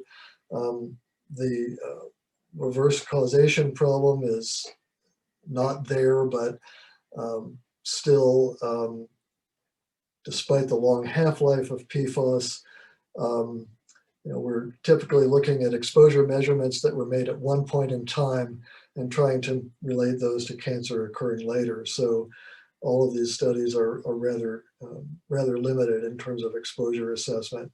The most informative one for me was the French teachers cohort study, which is very interesting because it's the only one that looked at breast cancer subtypes and did find those positive results with receptor positive cancer. So I concur with the assessment of the breast cancer studies. I find the evidence to be limited at best. Happy to discuss that with the committee when we get to that point in the committee report. But now let's move on to the animal cancer studies and Dr. Landolf's assessment first. You're on mute. Okay, gotcha. Can you hear me now? Yes. Thank you. Thank you, Dr. Loomis. And I really appreciated reading through this document. It's prepared very well by Dr. Lauren Zeiss and her staff and the scientists. The studies in the Sprague-Dawley rats on the page 47, the liver studies, hepatocellular adenomas increased in a dose-dependent fashion, and the trend test was positive at the 0.006 level. The islet cell adenomas of the pancreas were just flat. It's flat all the way across, so that's no induction. For the pancreas, the islet cell carcinomas went up in a crudely dose-dependent fashion. and the trend test was positive at 0.048. And so I accepted those studies. Of course, you rarely see repeats of them, which is something I'd always like to see, but you almost never see. For page 48, the thyroid follicular cell adenoma was up by a factor of 3 at the 20 parts per million dose, which was the only one tested in addition to 0. And then in addition, for the 2-year studies in the Sprague-Dawley rats, again, you go to liver, and that was dose dependent, but it really comes up at the highest dose. But the trend test was positive at P is less than 0.01. And carcinomas was zeros across the board until a high dose. But when you add the two together, adenomas and carcinomas of the liver, you get a dose-dependent effect and statistically significant at the high point, and the trend test was positive at P less than 0.01. Then for the thyroid, the follicular cell adenomas didn't show but a few tumors, and the trend was not significant. The follicular cell carcinomas, there was 1. And that was not significant for trend, and when you combine them, it was not significant for the trend. And for the fibroadenomas, the background was too high to make many conclusions for me. And then they did also tumor incidence in female animals, rats, and they did got a very weak induction at 20 parts per million for follicular cell adenomas from 0 to 1. So that's kind of a weak effect. And then they did a study in rainbow trout using aflatoxin B1 as an initiator and Pfos as a potassium Pfos as a promoter. And that went from 1% up to 13%, and it was statistically significant that P is less than 0.01. So my conclusions there are that data was positive in a number of tumors in different experiments, and there was statistical significance to the trend test, so I accepted that. It doesn't blow the doors off. It's not, so positive that it's as strong as something like aflatoxin, but I would call it kind of a moderate response. And then I was impressed by the reactive oxygen species going up, some of the antioxidant enzymes going down, and it was dose dependent, as the staff reported. There were immunosuppressive effects in the key characteristics. And then the senescent cells went down, the apoptosis went down, and the immortality went up. So that leads to the disturbing idea that in these ancillary characteristics, you're seeing the properties of carcinogenesis coming up. The gap junctional inhibition of communication, gap junctional communication went down, and that was reported to me to be to be dose dependent by the staff. And let's see what else. And the cell transformation provoked my interest because there was a dose dependent induction of transformed cells in SHE cells. So all this together leads me to integrate this together and indicate that I think the carcinogenicity studies in animals are positive, and the ancillary data, which is the gap junctional communication inhibition and the oxygen radical species leading to oxidative damage going up, and some of the gene toxicity database leading up. As I integrate that data, it looks to me like these are positive. I'm a little bit bothered that some of the major authoritative bodies haven't either not taken this on or didn't come to any significant conclusions yet. So that puts us a little bit out in front if we were to call this positive. But I would say that the animal carcinogenicity data and the ancillary cell transformation data, gap junctional communication inhibition look positive to me. Thank you. Okay, thank you very much. Let's move on to Dr. Bush for any additional comments on the animal cancer studies. Yeah, thank you, Dr. Loomis. I appreciate that, and a great summary from Dr. Landoff. I do want to as well commend Dr. Sandy and the OEA team for compiling the hazard ID document. No small task for this class of chemicals. And I have read the public comments from the 7 submissions that were given to us. Now, I'm going to take a slightly different approach than Dr. Landoff. I was less enthusiastic about the animal data, and regrettably there aren't more animal studies to make a more compelling argument. The tone of the hazard document for me and the executive summary kind of paint a clear picture, but then when I dig into the animal data, it's a little less clear. Just a couple of, well, a few notes to piggyback off of Dr. Landoff's observations. The authors themselves indicate that when it comes to the mortality from PFOS, surprisingly and paradoxically, the authors note in the Butenhoff paper that survival was unaffected in females at the 2 highest doses, and actually increased for males in the 2 highest dose groups, which is a little weird and maybe explained by some of the liver pathology that we're seeing.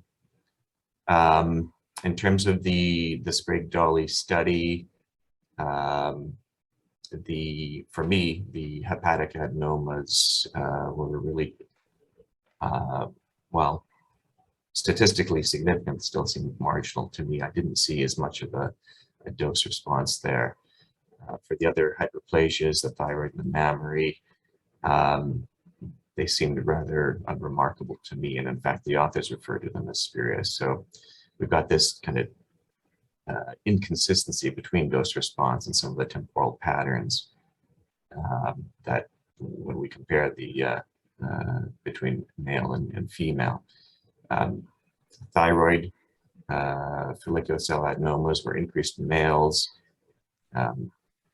exposed to the highest dose, but not in males that were exposed to the same dose of the full 2 years of the study.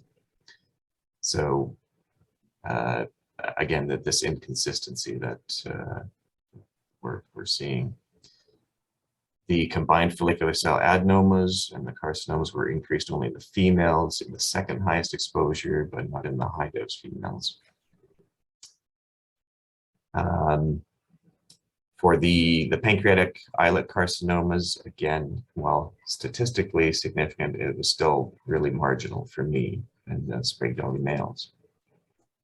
And then the other study, the rainbow trout, while the data was a little more convincing there, the study was really meant to be a model of independence or independence from peroxisome proliferation. So this 2-step approach of using initiator and then like aflatoxin and then the promoter. Initiation with aflatoxin seemed to show a significance in liver cancers, but only with that initiation. PFOS alone did not generate any liver tumors, and that's in table 10 in the document. And surprisingly, and not reported in the HID, that this same paper also used a second initiator, MNNG, to induce liver carcinogenesis. They used PFOA instead, but there was, and saw tumors, but there was no statistical change in tumor profile when you compare with just the initiator alone. And that then kind of builds into the 3rd potential paper, or animal study, excuse me, the Filgo paper from 2015 that used the PPR alpha knockout model. While they found increased hepatocellular adenomas, there's really no malignancy. It was only the hypertrophy and the hyperplasia. The other tumor types weren't statistically significant, and any that were didn't have a clear dose response. So for me, taken together, the animal data, while close and suggestive, does not appear to be definitive enough. And so I would I would defer to my colleagues in hearing some of their perspectives on the mechanistic side. I think for the same reasons that other authoritative bodies like Health Canada, US EPA, and the European Food Safety haven't ruled on this, I need a little more convincing. Some of the studies were just too problematic for me. So with that, I will yield my time. Okay, thank you very much. Well, sounds like we need to hear about the mechanistic evidence, and so that's what we'll do next, starting with Dr. Lamarrell's summary. Okay, just scrolling up in my notes. Just a moment.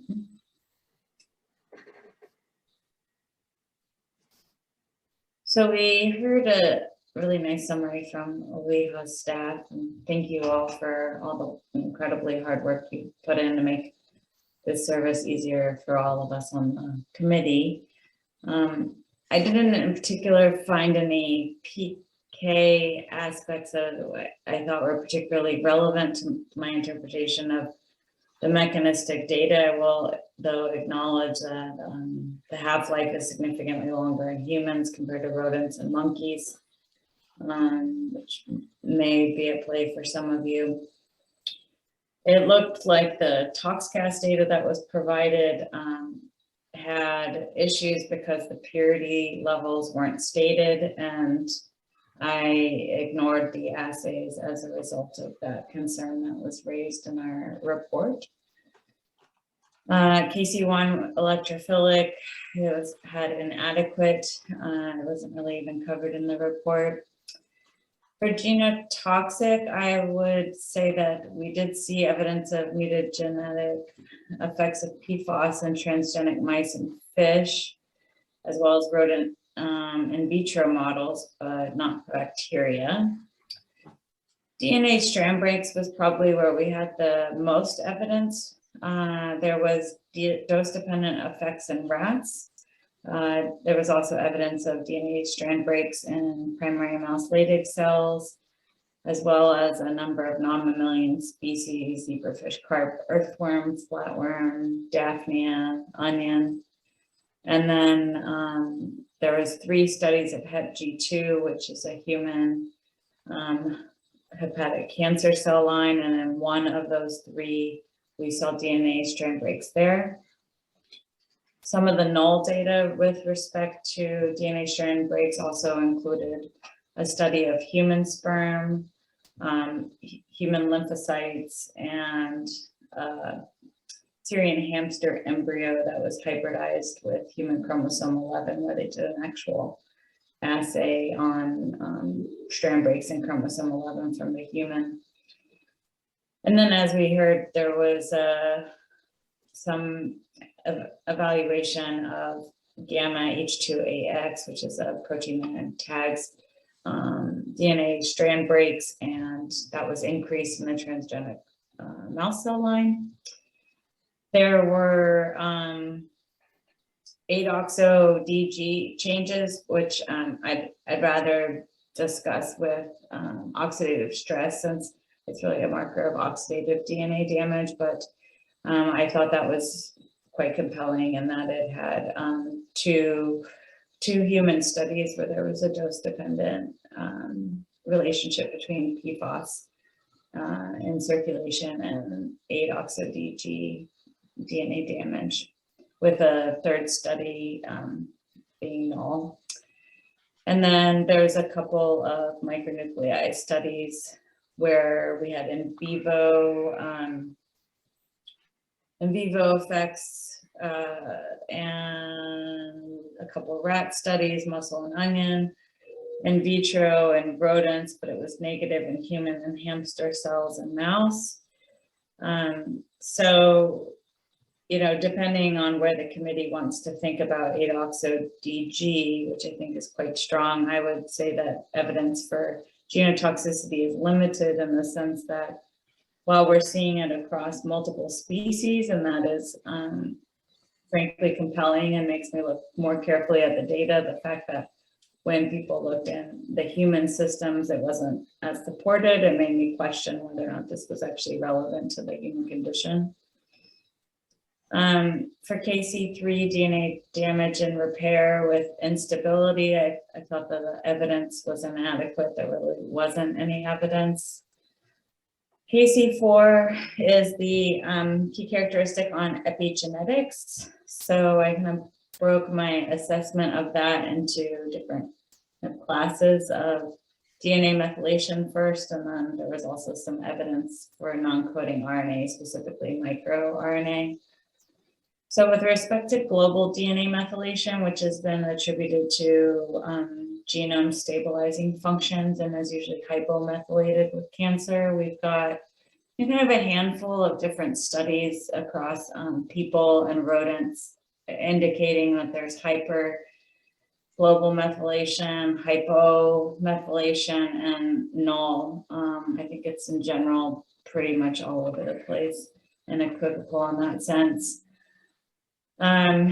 There's a number of different ways that we look at global methylation besides literally global methylation, including these things called ALUs and line and stat alpha units. And again, I thought that the data was pretty equivocal in those, with line being more often hypomethylated compared to just one or two studies rather that were null. Yeah, actually, that's a wash. I'm sorry, I misread my notes there. Moving on to DNA methylation, specifically in gene sites, what I was really looking for apparent consistencies in more than one study, and particularly if it was going to appear in humans. There were only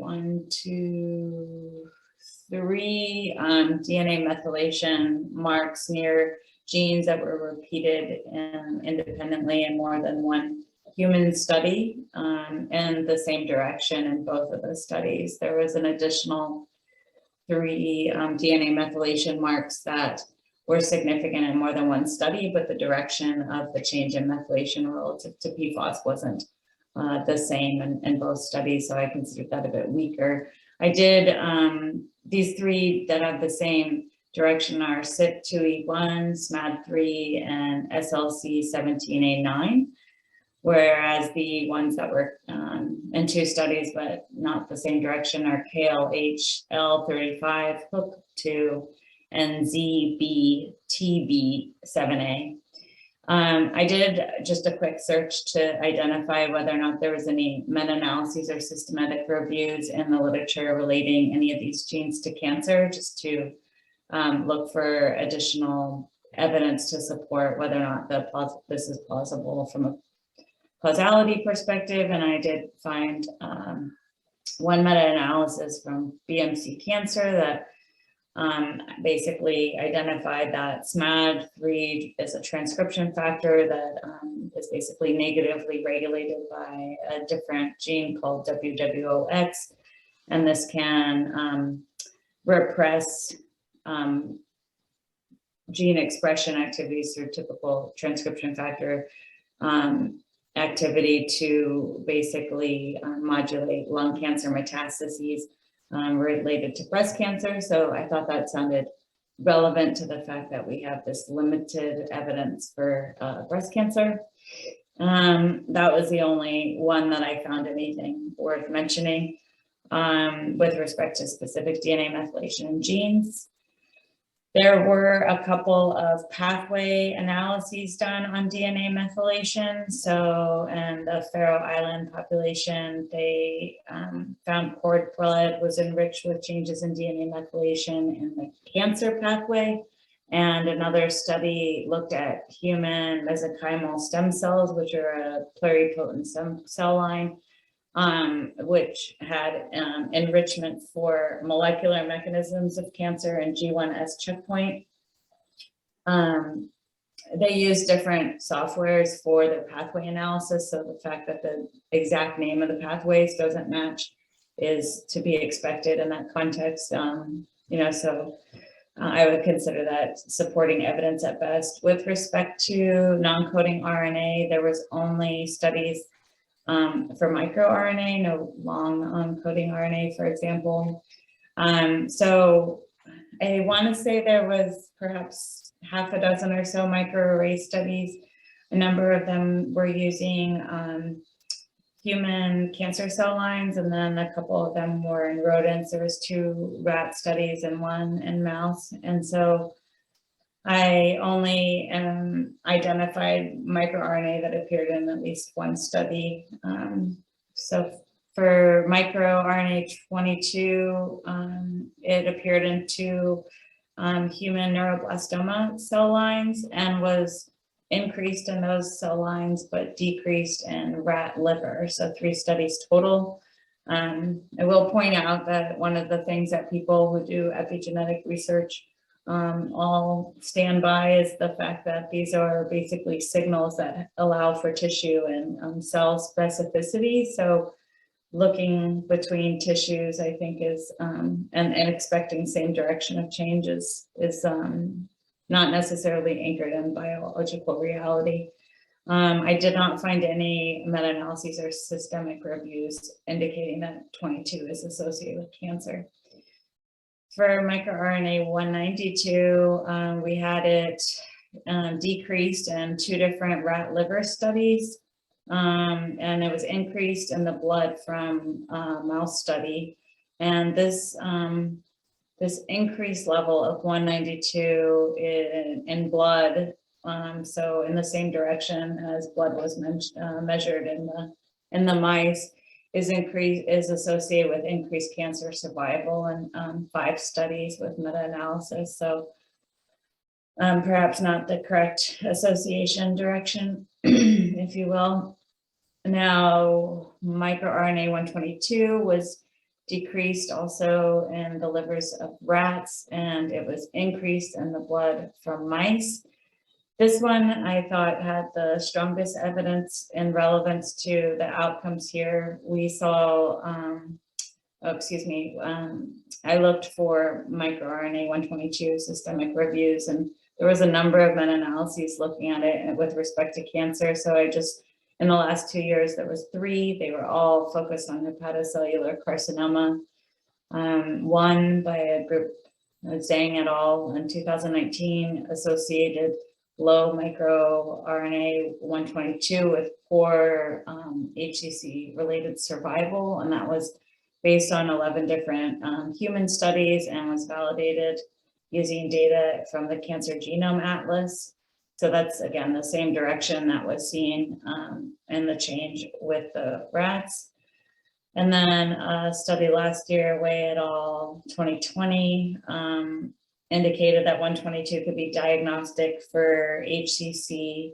That was based on 6 studies. And then in the same year, a different group suggested it could be diagnostic based on a criteria that led to 13 studies included in their systemic rev. So of course there's strengths and limitations, or excuse me, that was a meta-analysis to each type of meta-analysis, but overall I could see just by skimming the earlier meta-analyses that you're getting more of the same. Let's see, the last microRNA that was changed in more than 1 study was microRNA 200C. And this was increased in mouse blood and in the rat liver from one of the earlier rat liver studies. So increased microRNA in 2 different rodent studies of 200C. And then again, when I did the meta-analysis search, high microRNA 200C is associated with worse cancer survival in 58 studies, actually, by a group named Huang et al. 19. And then upregulation of microRNA-C has been associated with, it looks like ovarian cancer more frequently, but I didn't get a chance to look into meta-analyses specific to each cancer, but there's a lot of meta-analyses on the microRNA 200s. There's only 1 study of histones. I thought it was pretty unremarkable. With respect to what is often referred to as readers, writers, and erasers of epigenetic processes, there's these DNA methyltransferases that can be involved in the maintenance and de novo application of methylation to DNA. There was one that came up a number of times in particular, and that was DNMT3A. It was increased in 2 rat studies, and it was increased in one of the human neuroblastoma studies, but it was decreased in human trophoblast study. So 2 out of 3 studies in one direction. Overall, I would say that I think that this epigenetic data is limited to perhaps strong, and with strong, I think in particular the consistency of DNA methylation and microRNA, with the DNA methylation being from several human studies in particular that were independent, I thought was strong, and then being supported by the consistencies in microRNA that are associated with human cancer conditions. Lots in the epigenetic section. Moving on to Kc5, oxidative stress. I thought this also actually was strong on the basis of the 2 human observational studies that had the dose response with 8-oxo-DG that I mentioned when we were talking about genotoxicity. So just to share in that, we had 2 observation studies. One was a study of 126 people who were over 60 in years. The other was almost 600 people, and that was 22 to 63 years old. The third study that was null was larger, and I did a little bit of looking at kind of what was the potential differences. They were all based on the Asian continent, but the third null study that had 848, I noticed that that group was quite a bit younger. They were only 12 to 30 years old. And so I don't know if that could be related perhaps to aging. But I think the fact that we're seeing a dose-dependent change in 8-oxo-DG or an association of that with Pfos in humans in 2 independent populations, to me is already strong enough that I don't need to look really at the other data for oxidative stress. However, there is certainly other support. 8-oxo-DG was also increased in lettuce seedlings. There was no other data on 8-oxo-DG with respect to other species to support it, but overall I think that data for that is strong. There's a number of studies indicating that Pfos is associated with oxidative stress with oxygen, reactive oxygen species, as well as nitric oxide. Let's see here. Multiple experimental test systems, including HepG2, which is the human liver cancer cell line. And there's also evidence for these in human umbilical cord vein, epithelial cells, endothelial cells, also endothelial cells of the microvasculature system in humans, and human lymphocytes. And then there was some qualitative support of it in one of the neuroblastoma cell lines from humans. So quite a number of human species there, as well as being increased in Chinese newborn child's cord plasma in a study about 581. And then I think I'll stop there. There's a few more pieces of evidence that were mentioned previously on ox stress, but I think that point's made. For Kc6, chronic inflammation, the data is really inadequate. As we heard earlier, there's no evidence of inflammation in a 2-year chronic rodent study, and the remaining evidence that has been ascertained for us is really just some cytokine levels in vitro that have nothing to do with a chronic situation. In Kc7, we have immunosuppressive. I believe this is also strong, actually. There is quite a lot of evidence, and I think what I'll do is defer to my next colleagues, particularly I know Dr. Zhang is an expert in immune suppression. I think she'll more elegantly summarize that work on our behalf. Kc8 receptor mediated is also going to be quite long. So for estrogen receptor, there was, let's see here, 4 in silico models of the human estrogen receptor alpha that indicate that Pfos would bind ER. It was also modeled for rat and rainbow trout. And ER alpha and beta expressions were also increased in a number of studies. Let's see, frog dolly rat uterus, the human umbilical vein endothelial cell model, and zebrafish embryos. It was null in a breast epithelial cell line from humans, the MCF10A, and mouse liver, and actually decreased in a few other studies. So I think probably the receptor expression itself is pretty equivocal. There's kind of a similar distribution of data for ER beta, and I'd be happy to summarize that if anyone wants to hear it. With respect to the activation of a receptor that might be predicted by those in silico models of binding that I mentioned, there seems to be quite a bit.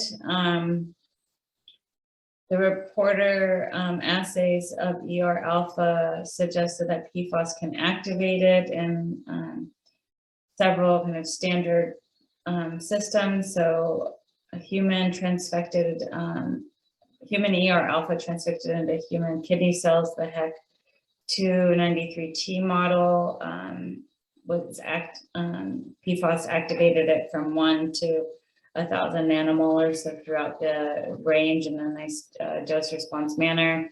Also a different human model where you've got the human breast cancer cell line MCF7 transfected with luciferase, where you're seeing that ER alpha reporter activation. There were a few studies that reported that Pfos was actually null on ER alpha, but showed that it strongly enhanced the effects of estradiol. So it shifted the potency of estradiol at the receptor. That occurred in a different study of the HEC293, which was a cell line I mentioned previously, but a different group, as well as a different human breast cancer cell model called T47D. And also some cells that are uncommonly used called CV1, African green monkey kidney cells. The ER beta reporter studies were basically not as often conducted, but in the same study that saw that ER alpha was not activated in the presence of Pfos alone, but enhanced the estradiol effects, they also reported the same for ER beta. There's a number of different studies looking at proliferation, where we see increased proliferation in response to PFAS and ER positive breast cancer human cells in vitro. And in particular, I was pleased to see that that effect on these cells by Pfos was inhibited by ICI 182-780, which is a inhibitor specifically of ER, because of course proliferation can occur for many reasons and is not always ER dependent. So to be able to block that with a potent antagonist of ER strengthens your confidence that this is a specific proliferative response. There was a few studies that did show proliferation was null. However, they didn't have that same type of control built in for the ER antagonist, so I didn't think that those were as informative. They were also notably already cancer cells, whereas the one with the ER antagonist that I mentioned first was the MCF10A cell line, which is a breast epithelial cell, which you can think of in terms of, are we talking about causing cancer or modulating cancer behavior? Once cancer occurs, you might think that about that in a different way. We heard already that the Estrus cycle was altered, so I just wanted to point out it was specifically altered in by having increased diestrus, and this was a dose-dependent effect in Sprague-Dawley rats and was also reported in ICR mice. So I thought that was quite impressive because it's quite hard to measure cycling, and the fact that somebody got it with dose response in one rodent and then supported it with a different rodent species, I think is pretty strong evidence for that. A different group also measured cycle length and found it increased, whereas a third group did not find a change in cycle length. With respect to target gene expression, there's a number of groups that report it in fairly controlled ways. I thought this was really kind of secondary supporting information of some of the other material I presented. That target gene includes vitellogenin, which is like a target gene in fish, basically, in a number of fish species. There seems to be some influence of PFOS potentially on the production and or secretion of estradiol or estrone. There's a couple different studies where they found this increased in the different models. So in those human kidney cells that are transfected with human ER alpha, they saw increased secretion into the media of the estrogens. They also showed that in the same cell line in two other studies. Wait, sorry, just let me count real quick. Yeah, in 5 studies. So basically, whenever anyone uses this kind of standardized approach in 5 different labs, they're all getting the same answer, which is quite consistent. And it was actually the secretion was decreased in trophoblasts, which are placenta cells, for those of you that are not familiar with that, and decreased also in some mice. Let's see here. Estrogen levels in humans was really inconsistent, but I would note that the human studies are never collecting blood while knowing which part of the estrus cycle the people are on, and given that estrogen levels vary on a cycle, I really don't put any weight into those. So that's the summary for ER. AR, I would say, I could be perhaps persuaded otherwise, but I thought the data for AR was a bit inadequate. There was some increased AR expression itself in one human study. They found among infertile Italians an association between PFOS levels and AR. But I thought, that was kind of a weird way of doing it. And I was worried about subgroup analysis issues that could arise from that. And it was supported by AR expression being increased in male Sprague-Dawley rats. There has been some work on reporter expression of AR, and one study said it was repressed or repressive, and then another study said it was null in a basal condition, but increased with DHT, which is a testosterone. That was the same study that also found the ERs had null activation by PFOS under basal conditions, and then it was enhanced by E2. I thought it was unusual that this particular lab kept having that result, which is kind of a weird result. So, you know, it may be something a little strange with their hands in the lab. Let's see here. There was a couple of studies that found that testosterone was decreased and a couple that found it was increased in humans. Again, let's see here. There was, with a decrease, a dose-dependent effect in a human cell line. And also that occurred in Danish men and in the C8 Health Project, boys and girls both, as well as in Taiwan teen girls. Whereas the increase came from an Avon study, NHANES, and Danish amniotic fluid. So a little bit more in favor of the decrease, but you know, the null also came from Danish men and women. So this is why I was saying I feel like it's a bit inadequate, but perhaps limited would be better. I actually didn't pay too much attention to the PPARs because I don't find that they're that relevant to cancer. They're just, so yeah, if someone wants to talk about them, we can. For thyroid hormone, I asked about that earlier.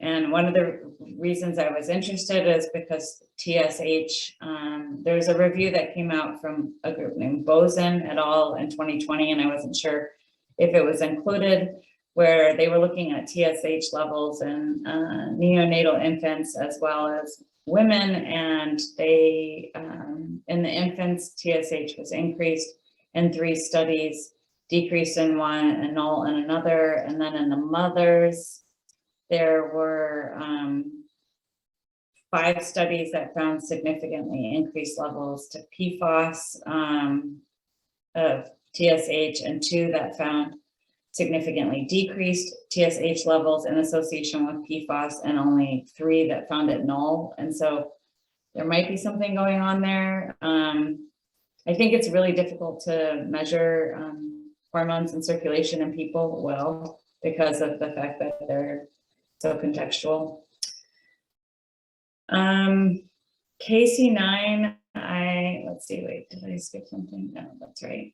Okay, so that's the end of receptors. I guess just to summarize again, since it took a long time to go through.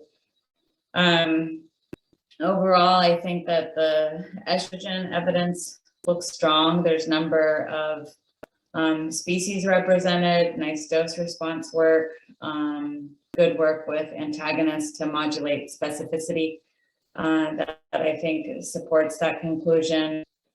And so, you know, some of the other aspects like how strong I rank AR or thyroid, I think is, you know, those are just really supporting secondary comments. So moving on to Kc9, immortalization, that really wasn't covered. That was considered inadequate. There really wasn't a lot of evidence in the literature on that at all. So the final key characteristic is Kc10 Self-Fate, I like to think of it as, which includes proliferation, death, and nutrient supply. I thought that, you know, I've already talked to you all about proliferation. I did think that there was one element of proliferation that hasn't gotten mentioned, which I thought was quite strong. 3 human cell lines, when they looked at cell cycle phasing, found increased presence of the cells in S phase or synthesis phase of the cell cycle in the context of PFOS exposure. And so that included the MCF10A human breast epithelial cell line, as well as the human breast cancer cell line, MCF7. And sorry, let me just see here. I apologize, I didn't write down the last cell line name, which was qualitative.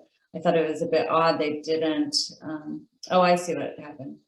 Excuse me. So one was the HL7702, which is a human fetal hepatocyte cell line.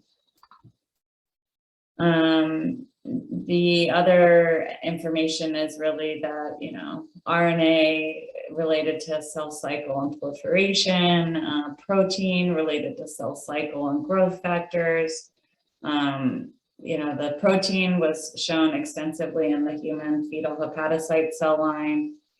It was also shown in the human mammary epithelial cell line. And then, as you heard, the gap junction, I agree that was important because of the contact inhibition of proliferation. There was also some evidence for cell death being modulated, but not as strong as for proliferation. I think that having the gap junction data and dose response and the strong S-phase enhancement across 3 different human cell lines, particularly with all 3 of those cell lines being in tissues that were discussed as part of the animal pathology. I think that is strong as well. So let's see about the death. We've got inhibited apoptosis in 2 different rat studies. Both were Sprague-Dawley, and it was an assessment of their livers. And then there was a slight level of apoptosis and hepatocytes from salmon in culture. Some RNA consistent with that, some protein consistent with that. Those evidences came from livers of salmon and rats, and then decreased P53, which of course is a tumor suppressor. The decreased P53 was found in the human mammary epithelial cell line, MCF10A, and the human fetal hepatocyte cell line I mentioned earlier. With respect to kind of fate above and beyond just dying and growing, I did want to point out also a study that was cited in the report, but these outcomes weren't mentioned, that the MCF10A, the cells that are the human epithelial from mammary glands, had increased migration and an invasion from the exposure to Pfos. So became more cancer-like and in a more aggressive manner.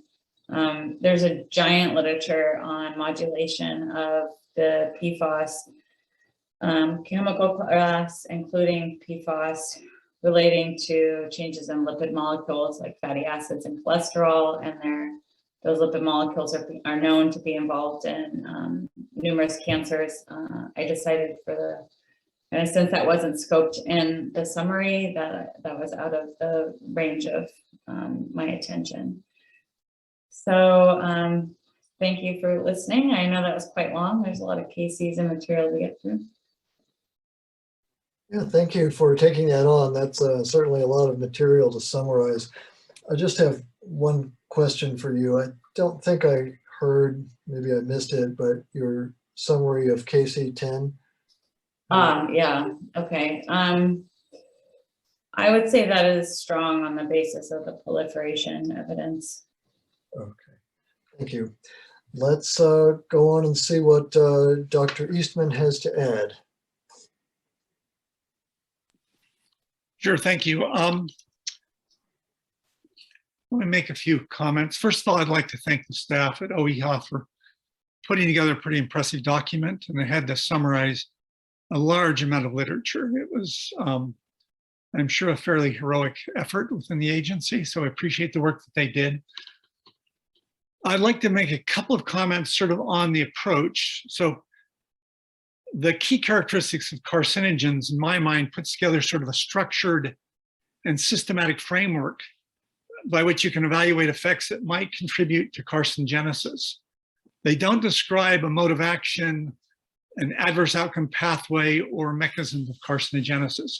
So in essence, we're looking at the components that can be put together to form a mechanism or mode of action, but we don't have a mechanism or mode of action which is compelling on any of these, in my opinion. But let me comment on a couple of them. The first one, which was kind of skipped over, is that as far as electrophilic DNA reactive, this structure is not similar to other carcinogens that I'm aware of. In fact, it's quite different than most other carcinogens. The one suggestion that maybe it was kind of buried within the genotoxicity is there's some suggestion that it could be an intercalator into DNA. And so that may explain some of its effects. But if I look through on the various key components of, certainly of carcinogens, and Michelle went through them in quite a bit of detail, I certainly won't do that. The two that stand out for me as being probably the most compelling, and there's evidence for most of them to some degree, but we don't know how that evidence fits together into a mechanism of carcinogenesis, is certainly the oxidative stress. Looks like there's some pretty strong evidence that PFOS does cause oxidative stress in model systems and in humans.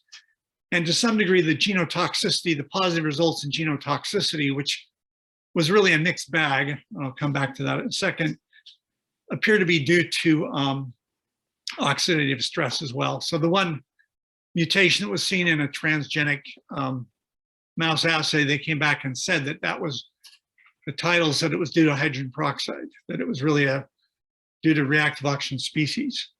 And the other one, which, so I think there's quite a bit of evidence for oxidative stress, but oxidative stress is not sufficient to cause cancer in my mind, or at least in most cases. There are well-known agents such as diquat, which act through a mechanism which generates reactive oxygen species, yet it's not been shown to be carcinogenic in animal bioassays. So, these are components that fit in, and there's multiple components that go together to create the mechanism of carcinogenesis. And so at this point, we don't know what it is for PFOS, if it indeed is carcinogenic. As far as genotoxicity, there's some evidence for mutagenicity and suggestive evidence for chromosomal effects and DNA damage, and that was the conclusion by OEHA. I would agree with them on that. I might point out that PFOS is generally negative in sort of the standard validated genotoxicity test, but when you get into sort of non-standard in other types of species or in assays, which are oftentimes prone to sort of, are very finicky and prone to false positives. The DNA strand breaks can frequently occur. You can get positive results for people that don't really understand how to conduct the assay very well. In fact, I had graduate students that were working on it in my lab, and we abandoned the assay because we considered it unreliable in our hands. But I know in some labs where they have a lot of experience doing it, it can be reliable. But oftentimes, when this assay is taken into other sort of non-validated systems, the people who are doing it don't have a lot of experience. And so I tend to put less weight in those outcomes. So my bottom line on genotoxicity, there's some evidence, but it's not compelling. As I mentioned, there's some evidence for epigenetic alterations. It's not clear how those fit into carcinogenesis in this case. There's certainly evidence for oxidative stress, which I think is consistent, but it's not sufficient in my mind to explain how PFOS could cause cancer. We have some evidence for chronic inflammation, some evidence for immunosuppression, again, but these are not sufficient to explain the mechanism of tumorigenicity. Receptor-mediated effects, there does appear to be a fair number of positive ones. As Michelle indicated, the estrogen pathways appear to be, there's some evidence for the involvement of estrogenic pathways, and that ties into some of the human epi studies as well. There's also evidence for the peroxisome proliferated activated receptor, alpha and gamma, the PXR and the CAR. And those are particularly relevant in this case because they're associated with rodent carcinogenesis. And a number of agencies are using those mechanisms to reduce sort of the concern about carcinogenesis induced by rodent carcinogens if they're acting through those definite mechanisms. But again, we don't have enough evidence here to draw any conclusions, but there's suggestive evidence for many of these different pathways. And the same goes on for the other key characteristics, I should say. So I guess the bottom line for me is we don't have a defined mechanism. We have components that could be put together into defined mechanisms, but we don't have a clear mechanism at this point for carcinogenesis. And as indicated, the human data is pretty muddled, and the animal data can be interpreted in different ways depending on how you look at it. So anyway, I think I'll end there unless people have questions. Okay, let's move on to Dr. Zhang. Any additional comments that she might have?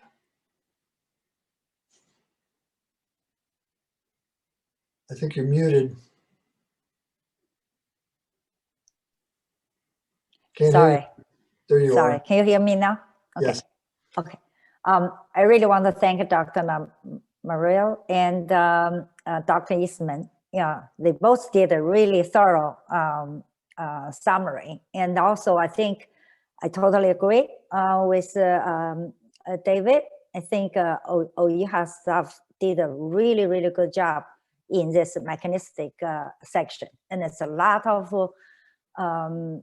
work, and you know, they really made it a very comprehensive documents together.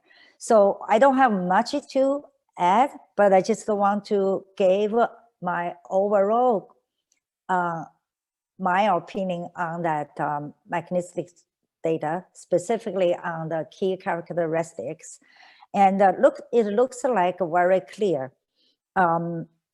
For oxidative stress, Kc5, and immunosuppression, Kc7, and I would come give a little bit more, and receptor, the modulate the receptor mediated effects, so Kc8. Looks like for these three Kcs are pretty strong and pretty consistent. And since Dr. Lamarrell asked me to focus on the Kc7, actually, number one, I'm not an expert on the immunosuppression, but I did some more work on this part for other chemicals. So I would say overall, the data is pretty consistent, and especially, you know, after the NTP 2016, their review on both P4R and the Pfos, and you know, based on that, I think OEHA's staff now actually really did a lot of updating on that immunosuppression section, you know, including new studies. And so the data from immunoglobulin and especially AGM or AGG, you know, the reduced response on immunoglobulin is pretty strong to me, and also a few other outcomes, you know, like interfering gamma or interfering alpha changes. So all the data, I think, to me, it's pretty strong. So I would say this is three cases, 5, 7, 8, is pretty consistent. And a couple other, let's say Kc4, the epigenetic effects. I think although study number is limited, but very consistent. And also, so that's why when I was trying to looking a little bit more, I found this new study just very recently published by the Goodrich. So to me, actually, Kc4, the genotoxic mechanism could play another very important role. So even though limited studies, but consistent and strong. So I would also thinking Kc4 could be updated. So, and now I'm just trying to shift it to, you see, epigenetic mechanism is strong. So I sort of agree with Dr. Eastman on the genotoxicity, the Kc2 data. Kc2 data is a little,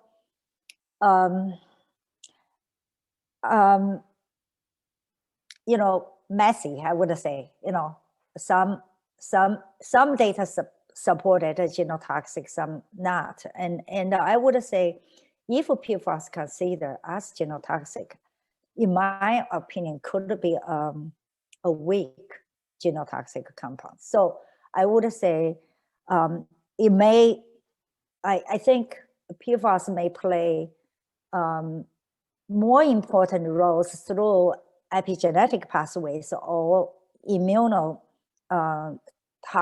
toxicological pathways to if cause cancer. So that would be a more relevant mechanism or pathways we should consider. So that's actually basically it's my just a very general summary about the KC approach.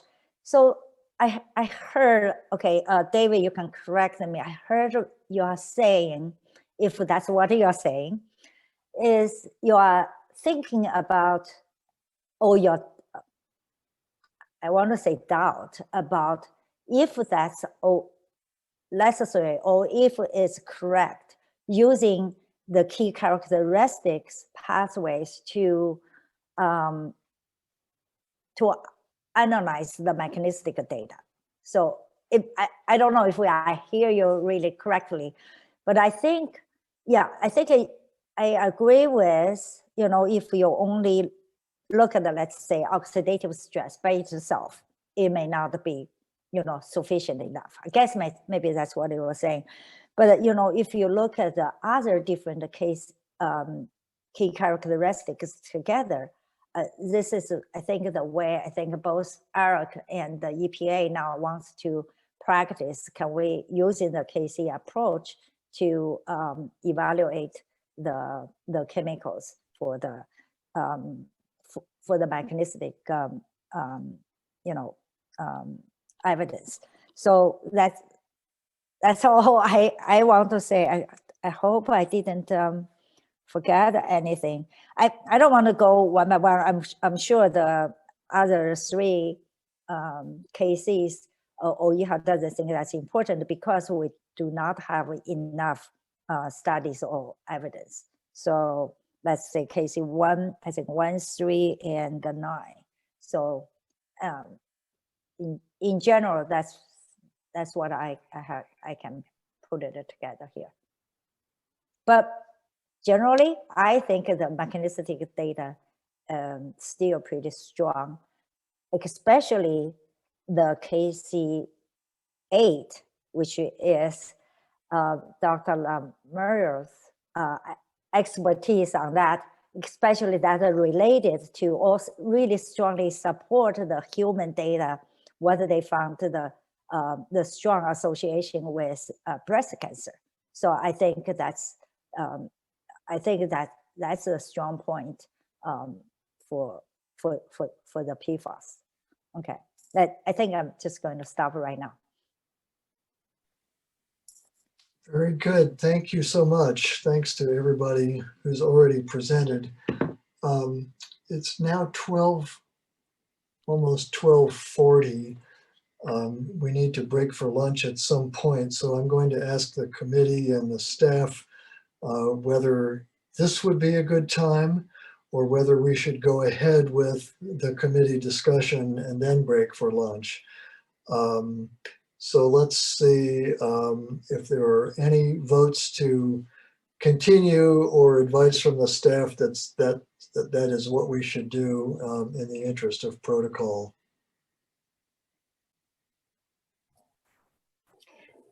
I don't believe there's a protocol limitation. You can break now if you would like the time and resume the discussion when you come back from lunch. So looking at this gallery view, I see heads nodding for breaking now. Is there any strong preference to discuss now and then have lunch? Okay, hearing none. We will break now, but before anyone leaves, I would ask committee counsel. I think Carol Monahan Cummings has had to step out, but her substitute to give the Bagley-Keene warning before we break.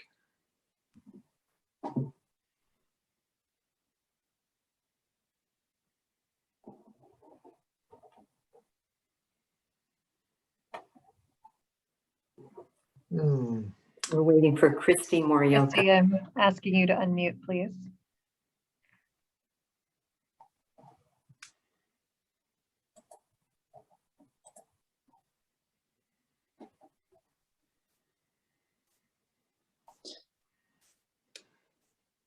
Hi, everybody. This is Carol. I haven't quite left yet.